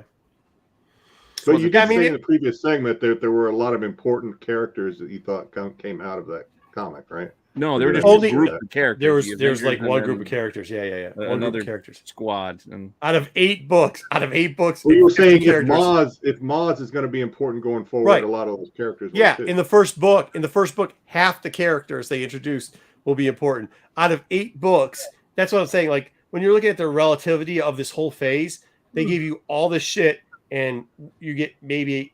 Wasn't the one guy Dexter from the Attack of the Clones diner? Not just first appearances, but I thought they did a good job with Dexter. Yeah, the I mustache enjoyed too. seeing Dexter. Yeah, the mustache too. Moving They forward, had, and now I think like 1 was good, 4 was good, 6 was good, and that was they had 3 books that were good in that series of 8. I mean, that's the sad facts about it. Like it just was. But 3's better. But what I'm telling you is this is such a piss poor fucking phase that having 3 out of 8 is better than. Keep going. We got some good stuff still. Yeah, we still got a couple left. We got some good stuff still left. I mean, the only problem is this was disappointing, but you have to put it in the top 5 because everything else was so bad. Again, I'd put this below Path of Deceit, but above Planet X, personally. Well, that's the lie of Path of Deceit. That's just why. I'd actually probably put this at 4 and move everything else down. Yeah, I would think 4. Yeah, it was disappointing, but at the same time, it was disappointing, but better. It was disappointing, but better than almost. I didn't read the other stuff. A lot of the other stuff. That's why I it's hard did, for me and to it was better weigh than in. all that stuff. It had no relevance to me. And what am I missing something? It had No, no it had relevance. no- at all. It did, but none of this shit had relevance to anything, dude. But some of the characters you liked, you grew to like. I didn't grow to like. I actually grew to like the Blade worse than I actually did before. Like I felt like he was less interesting of a character after this comic series than he was before, and I really don't care about. I am telling you Brash. how mad I am that I read this phase. I like I Brash. could burn all this shit. To be honest with you, I like that character. You like Brash? I like Brash. I thought the fact that like she like blamed herself She for reminds like, you of Dareel from. she blamed herself for Order. misreading one person because she believes she had such good being able to read under people, and then she just leaves the Jedi Order because she can't read. Wookiee one ranked it person an on one 8. thing. I think it was better than. Yeah, I mean, it was very disappointing. But It was. I would. no, hold on. But watch this. Would I read The Blade before I read the original High Republic? No. series That again? Wookiee Yes. 8 was from before. Oh, would I? This is my thing. Would I read it? Would I read if it was a TPB? Would I read it before I read what's that 10? Purple Lightsaber, yes. Battle of Jeddah, yes. Convergent, yes. Adventures, maybe. Yep, it'd be 50-50 with Planet X. I obviously would read it before number 5 and probably before number 4 too. That's where I'm at. I would probably. I don't agree with number 5. I think it should have been moved down. Path of Deception or Deceit. But I mean, that's where you're getting between 6 and 4 is where you're putting this book, right? I mean, that's where we're putting it. Yeah. Okay, so I'm with Wookiee. I'm I'm at 6 and knock everything else down. That's where I'm at. no, we're not moving anything off the list yet. So Then is I it would better or move worse up 4 than and the High 5. Republic? I would move up Great. 4 and 5 and put it into the 5 spot. I would move up. I would either keep it. Wait, I'm either with asking a 4. simple question: better or worse than High Republic regular series? Go. Better-ish, even too. Well, I got one worse. I got one sort of better. I mean, it depends on what you're grading it as. Was it cooler characters? Sure. Was it more important to the story? No, not even close. Probably not. To And the I would overall agree with story? that and put it under the regular High Republic. Yeah, series. yeah, I but would all too. the rest of these I would fucking put it books are the underneath Path of exact Deceit. same fucking story I written know. over fucking 12,000 pages. It's the I know. exact same fucking story over 12,000 pages. I get it, but It's actually something different. It was outside. It was I gave get you it. a little bit. I It's a just didn't palate cleanser. do it. It's a palate cleanser in Question- a load of shit. They're giving you dog shit. You're eating dog shit, and all of a sudden you get a palate cleanser, and then But you got to still, shove more all dog right. shit in your mouth. I still keep feel at it. like consensus. It's worse than the regular High Republic series. Now, Path of Deceit, better or worse? Better Worse. because Path of the Seat was dog shit. It served This no is where I'm purpose. leaning on you guys because again, This is the I- two-part. This is novels, I why would you not move can't the tell novels me around. Path of Deceit had zero relevance. It really did when you read the end of these books. Once again, Blade, very disappointing, but at least it gave you a break from it, dude. It gave you a break from this is really shit. I really can't believe that we're having. Again, I like I- phase I'm 2, still so I looking at actually like Path I of can't Deceit see a it lot. leave number 2. I'm with Wookiee Fanatic. I think it, you know. But again- Wookiee Fanatic doesn't read the comics, and he pretty much He reads does the too. Not novels. settling it. I'm just putting it down so I can see what the comments What, are. Jedi, better or worse than Path of Deceit? As far as the story goes, palate cleanser or not, Path of Deceit was more important. So I am Path of Deceit above the Blade. Fair enough. More important to what? the story. You were introduced to the main character. There's a character in that story that is more important. First off, two things. The background story for a character in that book is more important to all of High I thought we Republic. just went. Wait, I thought we just went through an entire first appearance list, and we're the Blade. None of these people matter. Half of them are dead. There was one that they literally the whole of Star Wars lore focuses around. The whole of Star Wars. So you can't say if you did not get the Path of Descent book, it wouldn't have mattered. It doesn't fucking. That's what I'm telling you. All these novels, number one, doesn't fucking matter, because if you don't have that book, it doesn't fucking matter. You could have picked up some of the bits in 8. You could have picked up some of the bits in 6. You could have picked them up in 9. You could have picked them up in 10. You could have picked them up in 3. You could have picked them up in 4. If you don't have 4 there, you could have picked it up in all the other books, because each book here was literally running over itself and not giving us worth a dick shit of And I good get stuff. what you're saying, but at the same time, But Barash is part of the full lore of Star Wars. The Blade is one of the better characters that has come out in Star Wars: The High Republic. and I enjoy I like the character too. I'm a fan, but We don't know that the yet. story didn't give us much. We don't know what That Barash, the Blade, right? Barash we do know, because people take the Barash vow, so we do. So know. just say the name is important. That's all we know. Well, the lore of it. Yeah. And will Marco, be back. while you'll say And the we know other of a novels character might that have is not recredited important that takes the ground, Brash you gotta vow. give credit Like- to where it was introduced. Anyway, let's keep going. So Path of the Sea introduced. So these the things. Even one if they book told that the actually story has then- something that's going to be around and is relevant for all of Star Wars is not important, but the book that doesn't mean shit is important. Cool. I think Mara is important. Okay. So I disagree. Dom's opinion doesn't matter. My opinion doesn't matter. You think We gotta Mars- listen to no. fucking No, Wayseeker we went gab to the about shit that's chat. garbage. The No, chat Dom agreed. just likes the Jedi agreed. character I'm how sorry she's we don't wrong. agree with you, Marco. Yes, thank you. I'm sorry we're No, wrong. Dom- And you're right. Dom's here telling you. Dom was the first person to speak up on it. Dom didn't What? read the book. No. He just admitted he only likes the way the character's drawn. You can't well, I use don't Dom care. as your backup. Well, there you No, he's I using don't- that no, shit. I like her character. I think Yeah, her there's character nothing wrong with has that. a lot of But a lot of use that potential, as, like, and like she didn't die, so that means she'll definitely be back somewhere down the road. yeah, nothing wrong with And that. she's an important character, and she will be back down the road.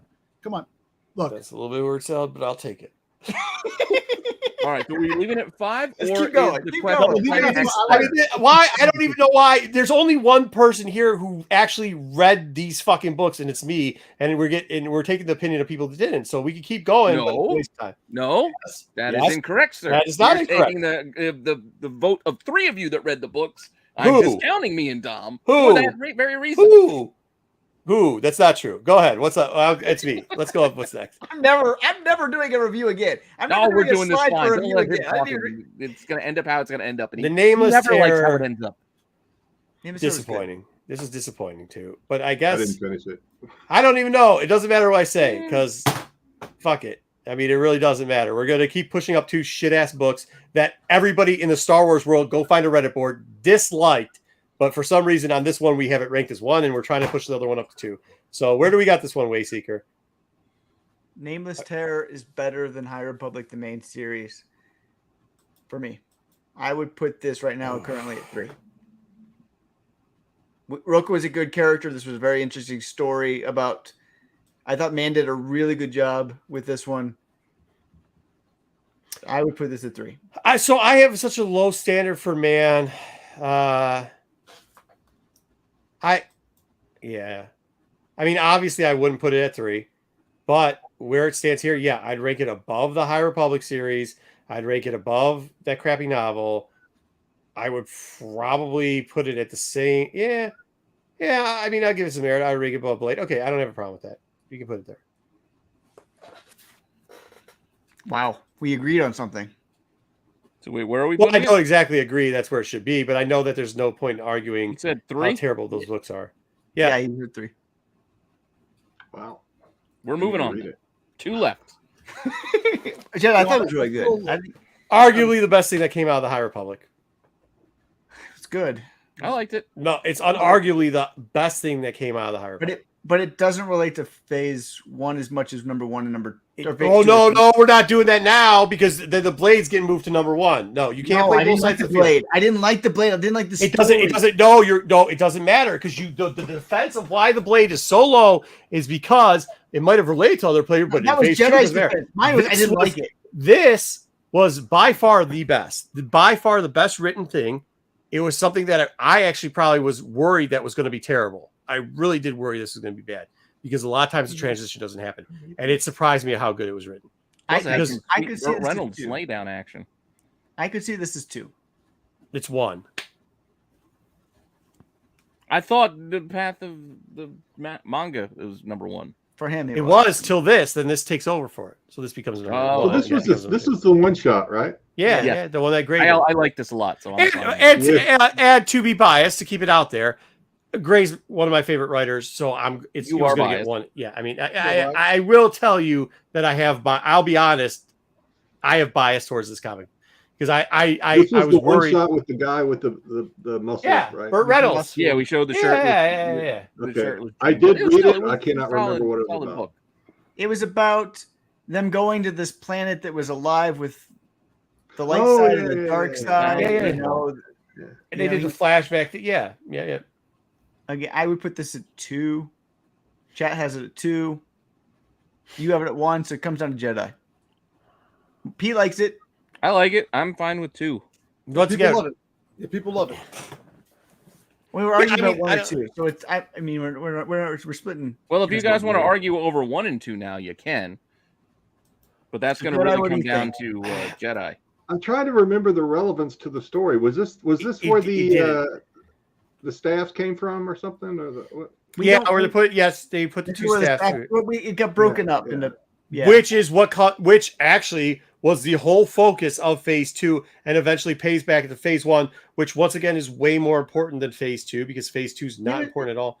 It was good. And that's how they got the Nameless out of it. It's how the control method done and whatever this is where at the beginning they're paying homage to the fallen Jedi. Yep.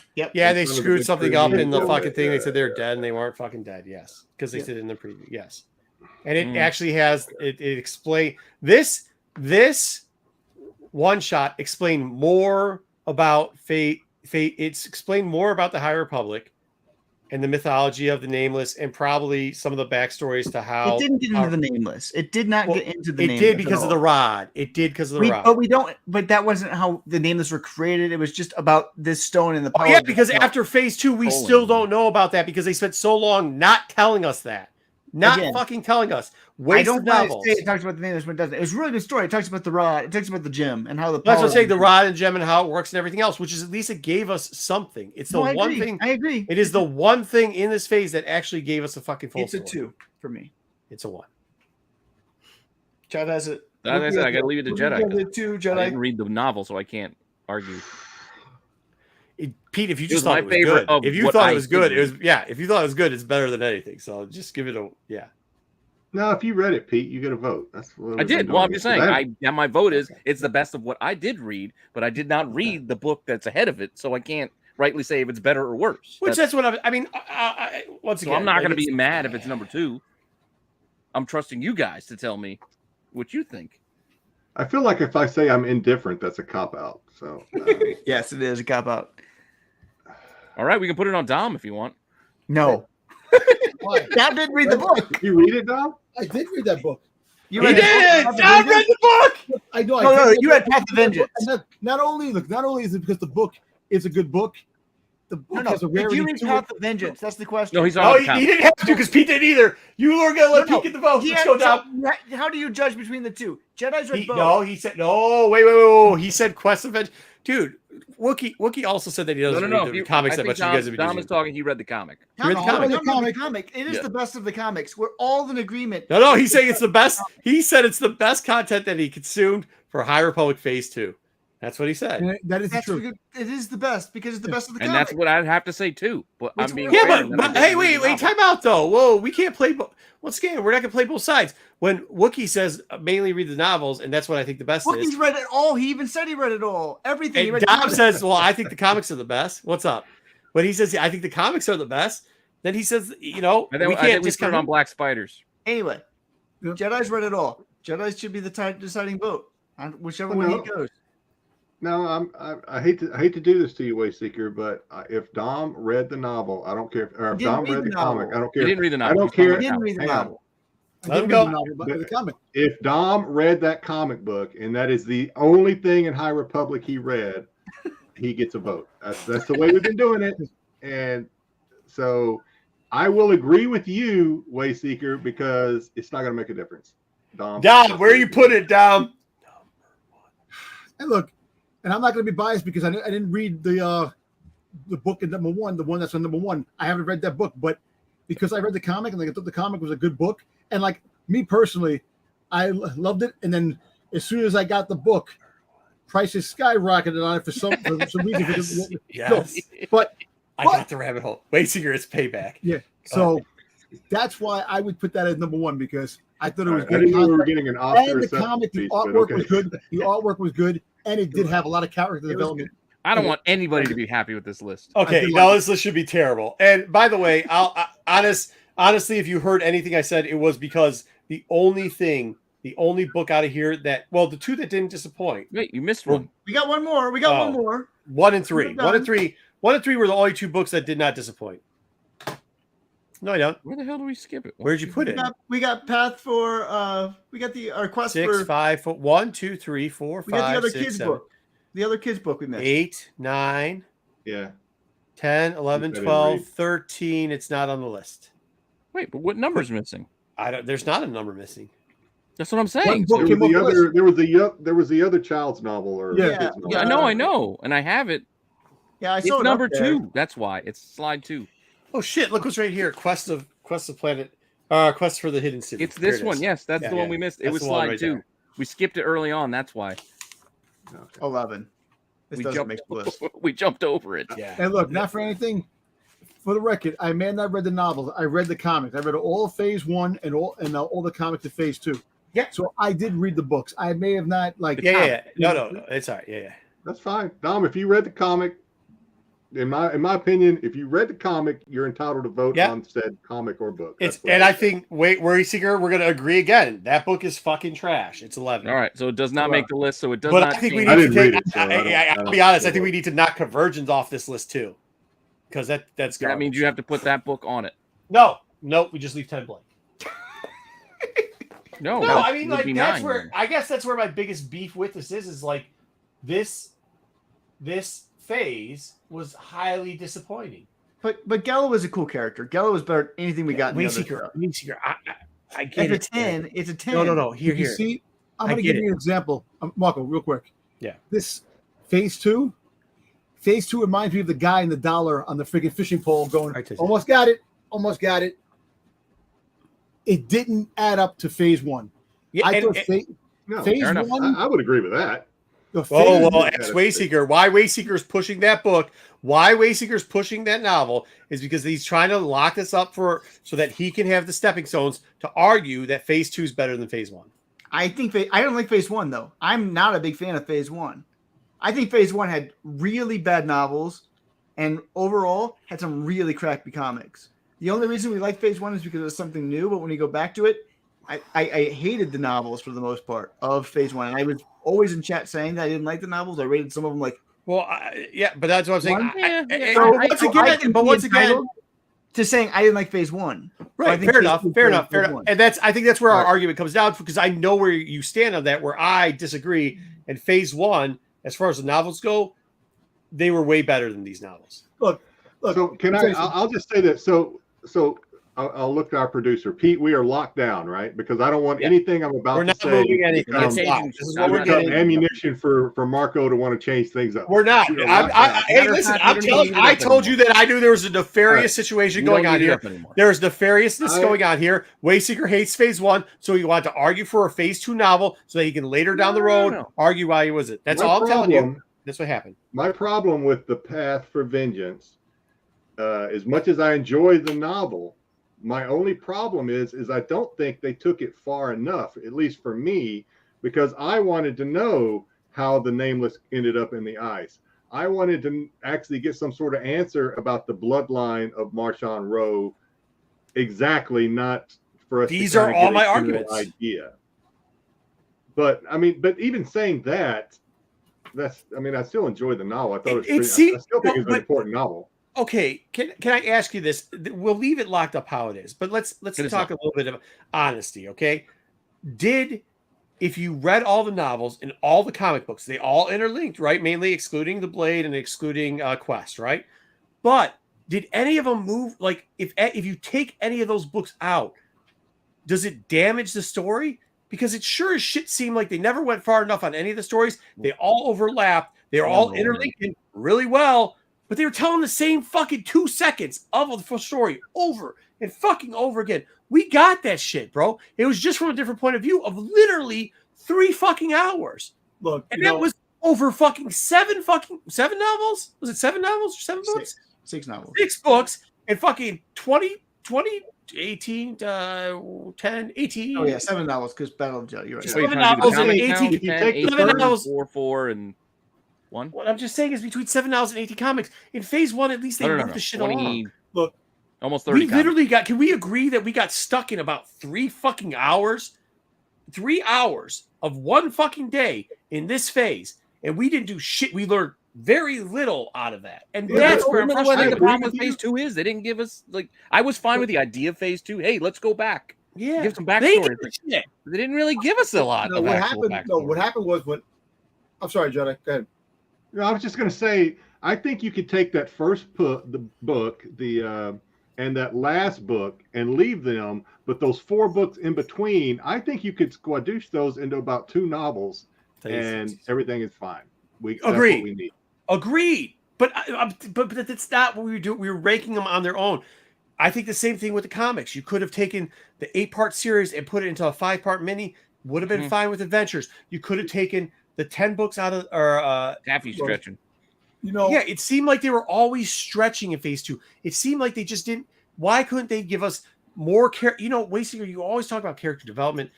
I appreciate that, but they didn't give us that. They extended bullshit throughout the whole thing. I'm going to be honest with you. It took me a while to get used to the new characters and stuff in phase 1 to get into it. When I got rolling into it, I really enjoyed the character development, the stories. Even though we trashed the Drengir about the plant monster, it still gave more. No. I'm not. I won't co-sign that. No, I'm just saying. Marco is not crazy. So listen, all kidding aside, even though I know you guys didn't like that, I still thought that there was a lot of good development with the enemy and all the stuff that built up to Marshawn Rowe and all these things. And I was like, damn, I'm really into this. And after Ire the Storm with Marshawn Rowe, I wanted more.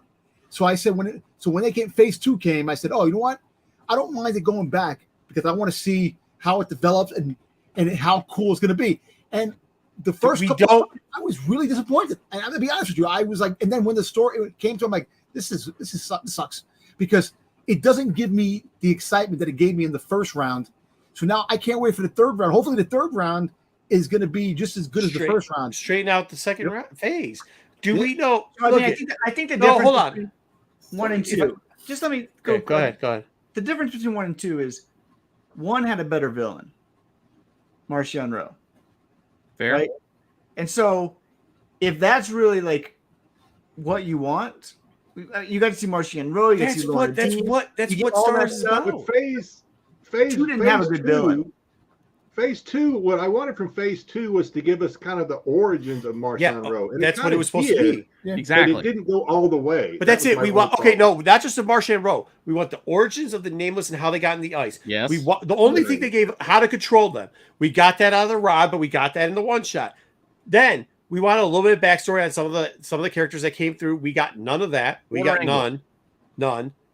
They never linked up the Rowe family, which is something we had. They never linked up the Santika family. You say they might do it down the road, but they didn't. They didn't link up any of those things. Every major cliffhanger that was developed in phase 1, phase 2 did it. They didn't even come close to touching. Close. They didn't even give us a fucking pebble in a fucking lake. It was like it was like they forgot about phase 1, just did a brand new story to try to make new stories out there that didn't connect with the phase 1 storyline that we're heading into it. And it's like, so why should I? So if I'm a Star Wars reader, I love Star Wars, and I enjoyed Phase 1. Why would I want to read Phase 2? No, here's what they did. What they did was what I thought when we had this whole idea. We have Phase 1, we have Phase 2, we have Phase 3. Writer's room, we have all this shit planned out. I thought they had one story they were going to be telling us. There's a reason why they're introducing us in Phase 1. There's a reason why we're going back in time for Phase 2. And there's a reason why we're going to Phase 3. Instead, what we got was there's stuff we still got to tell you, but we don't actually tell you in Phase 2 because we want to keep shit open so we can go back to it again later. I don't want shit left open. I wanted you to just tell me those stories. Can I tell you what? Basically, before you go, can I tell you what I think is the most frustrating part for me? Is that I truly believe that you enjoyed Phase 2, and I truly cannot wrap my head around. No, I really can't. I cannot wrap my head around how that is. Like, I really can't wrap my head around it. I can answer without reading the books. He probably just liked how they were written. It was inconsistent. All the stuff that I hate about the like inner monologue romance stuff, and maybe you like romance now. I'm not knocking it, but like it's just not. And when you and Wiki Fanatic said like, oh yeah, blah blah blah. And Wayseeker, you read a ton of Star Wars books, and even in the realm of Del Rey stellar books, like this is the sloppiness that Del Rey is not used to. Like this is not what we've gotten out of Star Wars, and this just seems so disconnected. Phase 2, so I was disappointed in it. I think that's why I'm so erratic about it. Is like I just can't understand. I cannot understand. It's like when Dom buys a book and says yeah rarity, and I'm like, but why'd you buy it? I don't understand why you bought it, dude. I don't understand why you and Wookiee are buying Phase 2, and you kind of slam in Phase 1, which I'm like, it feels a little out of pocket, but like I know you're not doing it purposely. I know you're not doing it out of spite. I know you're not doing it content. You really do love Phase 2. I can't wrap my head around why. I mean, I think the thing that you miss about Phase 2 is we got a lot about the Nameless. We got more on the Nameless and why the Jedi are so scared of the Nameless, and why they hide that.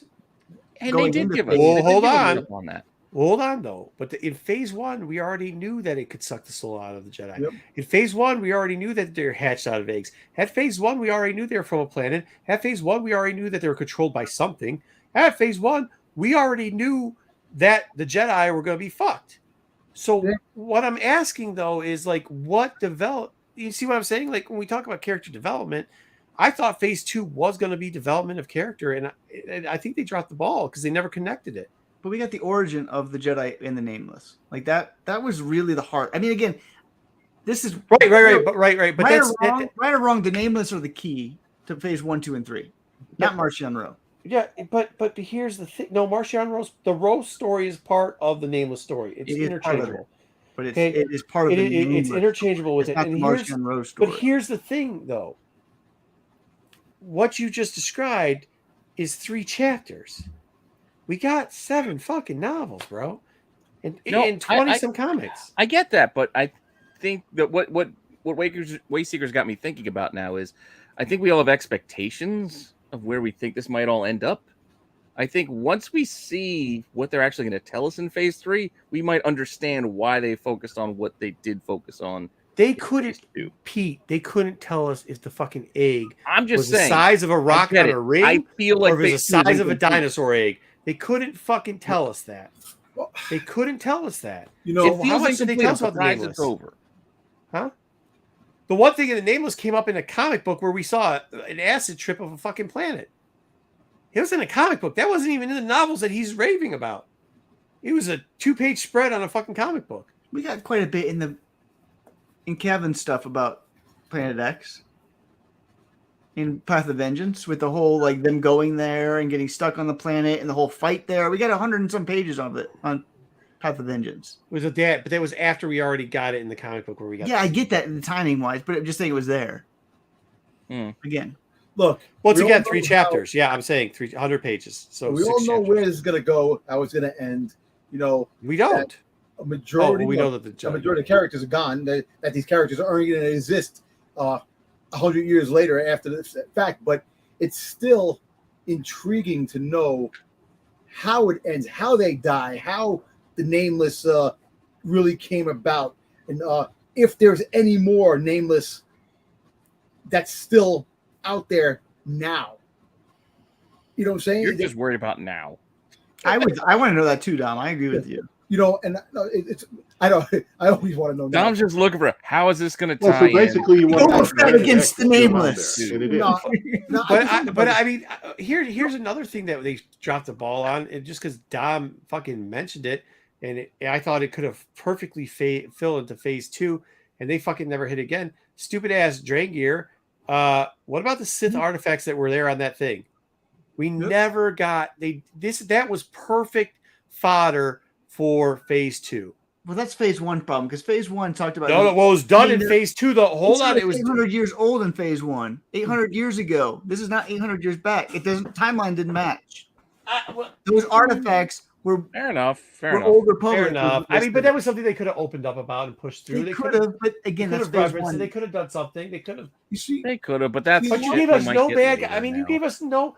The two novels. Hold on now. Between Convergence, and what was the second one? The one that I want to erase from my memory with him with the purple lightsaber in there. Convergence and they're both the same. Those title. two were so bad, bro.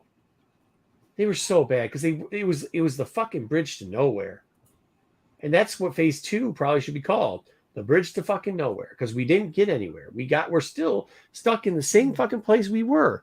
We know not much about it.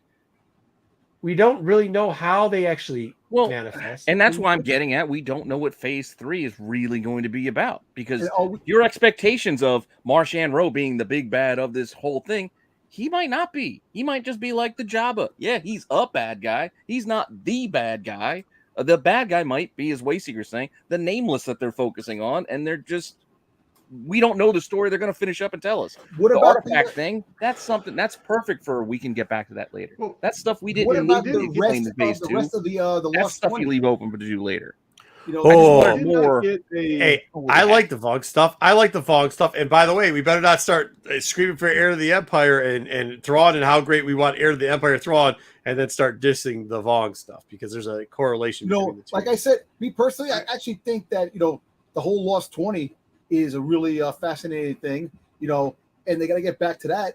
Because I think they owe us and not to take anything away from what was phase 2. Other than what I've already said, is I don't think they went far enough. I really think they owe us a phase 2.5, to be honest with you, where they talk about the origins of the Nihil, because we don't know exactly. We kind of know where the Nihil come from because we know who's currently riding the Gaze Electric. We know who's there. Yeah. We know who's in possession of the Gaze Electric. Yes.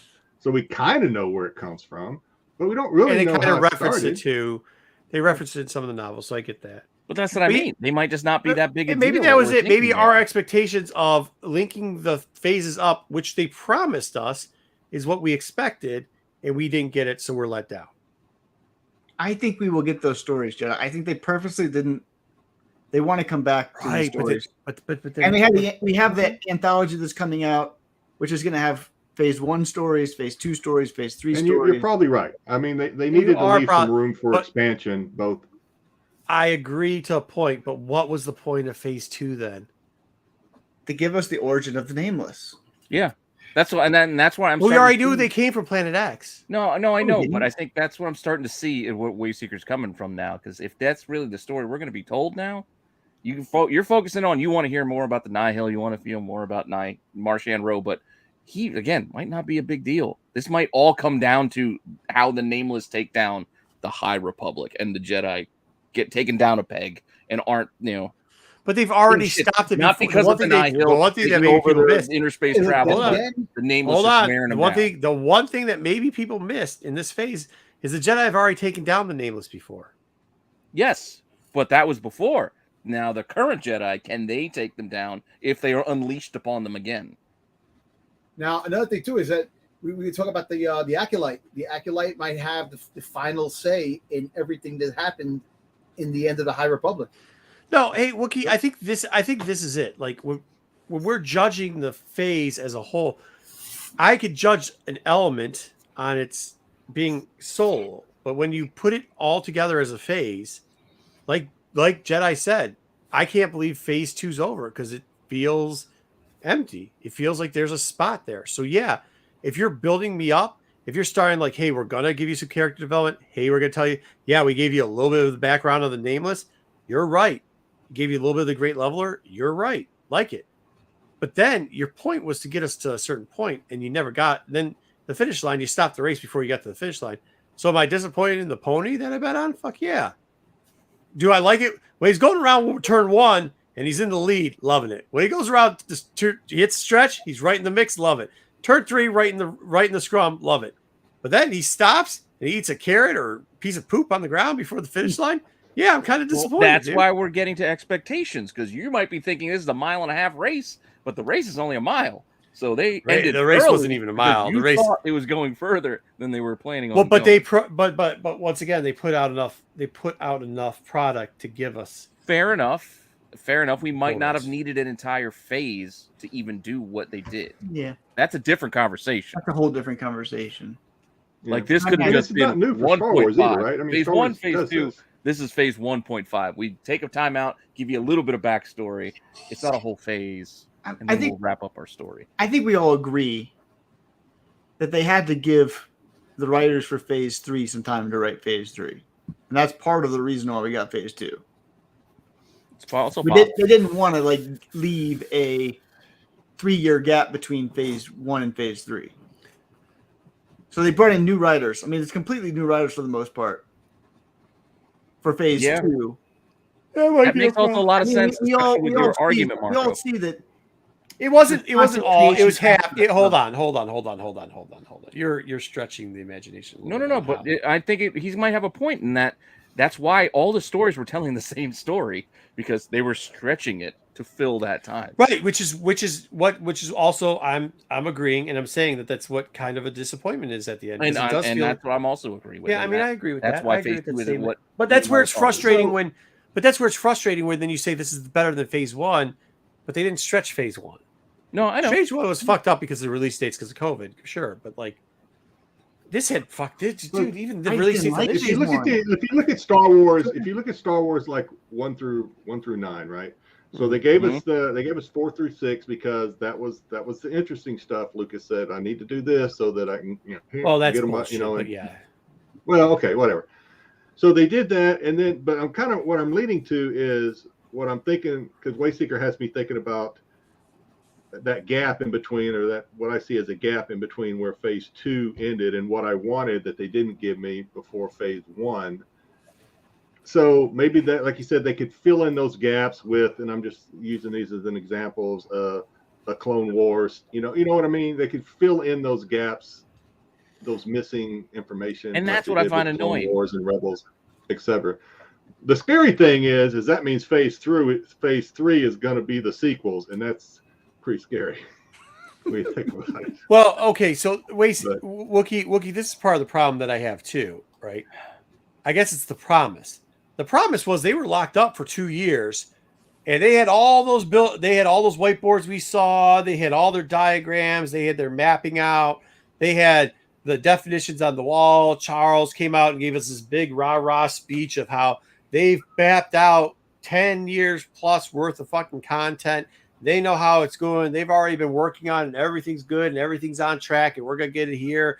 And they're going to have this big ass rollout, and everybody's slapping each other on the back, tapping each other's nuts. And it's all in the works. And then they come out with Phase 2, and you're like, wait, they're stretching this out and giving us stuff that didn't seem like it was like that. The pre-Disney stuff even seemed. They stretched out, but they didn't. That's the really fascinating part, because they released Phase 2 so quickly. It did. Well, I'm kind Like of they could have stretched out Phase 2 by not releasing 2 novels. No, I think we're talking about 2 different things, No. and that's actually one of the problems that I have. They released, as far as amount of consumption, a lot more, but they stretched out the story. They stretched out a 3-hour story into 36 pieces, which it's like, dude, you gave me a baby Pam Pam, and you told me you're gonna feed a football team with it. Everybody know what baby Pam Pam is? Personalized pizza about this big. Yeah. It's No what way. they could have done is they could have done a Disney Plus Marvel show of 6 episodes, but they gave you a Netflix, actually not even a CW 26 episode season, which we didn't need that. We don't need that many episodes. Yeah. So, That's all I'm saying, and that's where I'm disappointed in Phase 2. fair enough. You know what? I'm actually glad that the comics actually went to 10 issues of the regular High Republic. You know, because now I know in October we're supposed to be getting the starting of round 3, right? In October or November? Is it October? I think it's October, end of October. Yeah, I think somewhere it's in there. probably November? October. Yep. You know, so hopefully they can capitalize and some of the things that were in phase 2 come to intuition in phase 3, and then we could sit there and go like this. Oh, you know what? Oh shit! Look, They're 100%. They're 100% going to do another. You know, they did that Eye of the Storm series in phase 1. Yeah, they're doing that again. It's Eye of the Storm Part 2, and it's going to be. You're going to see this link up of the shit we wanted in phase 2, and they're going to have it there, and they're going to explain which Rose came over and all the rest of that shit. I understand that, but I'm just like, could you just have done it? Like, what was the point of phase 2? I just don't understand the point of phase 2. You know why phase 2 is just a money grab too, to try to get more books out there, pump more stuff, more content. So when the time does come, it's all money. It's all about content. Yes and no. I mean, I just feel like they probably spent the most amount of time. Again, writer's room, they're all sitting together. They probably spent the bulk of their time planning the beginning, planning the end, and they said, what do we put in the middle? Let's tell some backstory stuff. Exactly. And that's got padded and stretched to kind of They brought in all new writers. No, and by the way, like, we're shitting on the Wayseekers and Wookiees thing, and once again, we're not doing it on purpose. I'm just saying. Well, we're not doing it on purpose, but like, these are the things that I don't understand, because once again, I believe both of them aren't like. I believe they're not trolling. I believe they believe that phase 2 was not horseshit. All the people sat down, and now phase 2 is coming. Came to an end. You don't think they're sitting there going, "Let me see phase 1." They're weighing the options of phase 1 and phase 2, and saying, "You know what? I think hopefully phase 3 has." The numbers of phase 1 were a lot better across the board than phase. No, I said, phase 1 started strange, weird, and like I said, it started to get introduced to these new characters and how these characters tick, and then introduce us to the Nile, introduced us to Marshall Rowe, introduced all this kind of crazy stuff that we're like, yeah, Drangier. I know. Stop, Pete. Well, I'm just he saying. had a good role going on. Now you ruined it, Pete. No, but like I said, what? I'm really hoping that phase 2 had its moments, and I understand where Wayseeker's coming from. You know, the reason why he's so hell bent on saying phase 2 was better, but phase 2 didn't give us that essence that phase 1 gave. He doesn't give us Star Wars. That how phase 1 got us in, really dragged us in. After, like I said, I'm a late bloomer when it came to phase 1. You know, it took me time, but then when I really got, like I said, the ball rolling, I thought it was fantastic. I was like, you know what, this is good stuff. And I was disappointed when it ended, and it was like, oh, we're gonna go back 100 years, 150 years to the beginning before, and then I'm like, why? You know, and then I said, you know what? Let me give it a chance. And then when I started reading something, I'm like, oh man, it's not even telling us anything that we want to know. Like Marco says, look, you might have the Rose in it. It's a couple of the characters but they never the connection, how this came about. And like I understand with the Sith artifacts that he was talking about with, That's but the freaking goddamn the freaking the 20 Jedi that went the 20 Jedi that they've been talking about, the Lost 20. I really want to know more about that story. But the Lost 20 is not the High Republic. That's Dooku time. Well, there's like 3 of them. There's 3 of them in the High Republic, and Kiwi is one of them. So Kiwi's one to it. But like, that is intriguing. Like, look, let me tell you something. Yeah, in Dooku's time, but the fact is, the Lost 20. Well, gets to there. Like it stretches. Yeah, it stretches because it still takes time in the High Republic, just before the Phantom Menace. They did lose some in the High Republic, and I think we might actually see more than 3 of the 20 lose in the High Republic. I get this, and we're beating a dead horse at this point. Wayseeker, you can give the last word on it. I think I'm looking forward to. Yeah, Storm might kick me off my internet soon. I'm looking forward to phase 3 too. I'm really looking forward to seeing what happens with Bell and Vernestra. I like these characters too. I mean, don't get me wrong. I just didn't feel like it was as good of a story. It gave us some really good characters. But it gave us some really crappy characters too. But I do want to hear what happens to Vernestra. I want to hear what happens to Belle. I want to find out how they save Buryaga. And I want to figure out how this ends. And I'm glad it's spread out. I'm glad it's not reading 3 books in a matter of 3 weeks like this would be. Yeah. That's tough. That's tough. Yeah. I just hope that they can keep all the stuff on track time too. That we don't have 3 comics coming out. That we don't have 3 books in 3 weeks. That they do have us a little spread out. And cool. All right. So at least there's differing opinions on Phase 1 and Phase 2. High Republic is still better than the majority of the stuff they've been putting out. So at least you got that going for you. And we weren't yelling. Is that my throat's gone? I can't yell anymore. After last night's 4 hours and this 3 hours, it's a lot. We got a lot of great content for you. Make sure that you're out there hanging out, watching all the. Get my ass to do it. Or we don't have a lot of great content out there. So make sure you. You said this was gonna be short. I know, right? It was supposed to. Short and sweet. But You said yesterday. Well, we're gonna go like an hour and a half. Oh yeah, I couldn't go that long. Okay, well, If Jedi is on, it's going long. That's just the rule. It is. Yeah. If Jedi's not here, we do 2 hour shows. Jedi was on the last couple of weeks. We were done hour and a half. But see, no, hold on. This is you guys think this is a thing. Wayseeker and Jedi Marco were does this arguing on amongst purpose. themselves like we weren't even here. No. Nobody Jedi, likes being here long more than not. Nobody hates being here a long time more stop. than I do. Jedi does this on purpose. He goes, you'll see Jedi, he'll be like, and then he'll make a hand signal or he'll say something and he'll poke a bear. And he knows what he's doing. He does. Didn't do that today, though. You go did back it and watch the yourself. tape. No. That was a Jedi thing. That was a Jedi thing 100%. You go back and watch the tape. All right. Thanks, everybody, for watching. Make sure you give it a like, subscribe, all Trying that to good shift stuff. the blame. It's the truth. Yeah. That's on the buck. Anyways, watch all the good content. Make sure you subscribe to all the guys. Make sure you're checking out their IG pages. Go check out Bruce's show too. What else do we have? That's it. That's it. Happy 4th, everyone. Happy 4th. And have a good 4th of July. Good, safe, and healthy. Safe one. Absolutely. Later.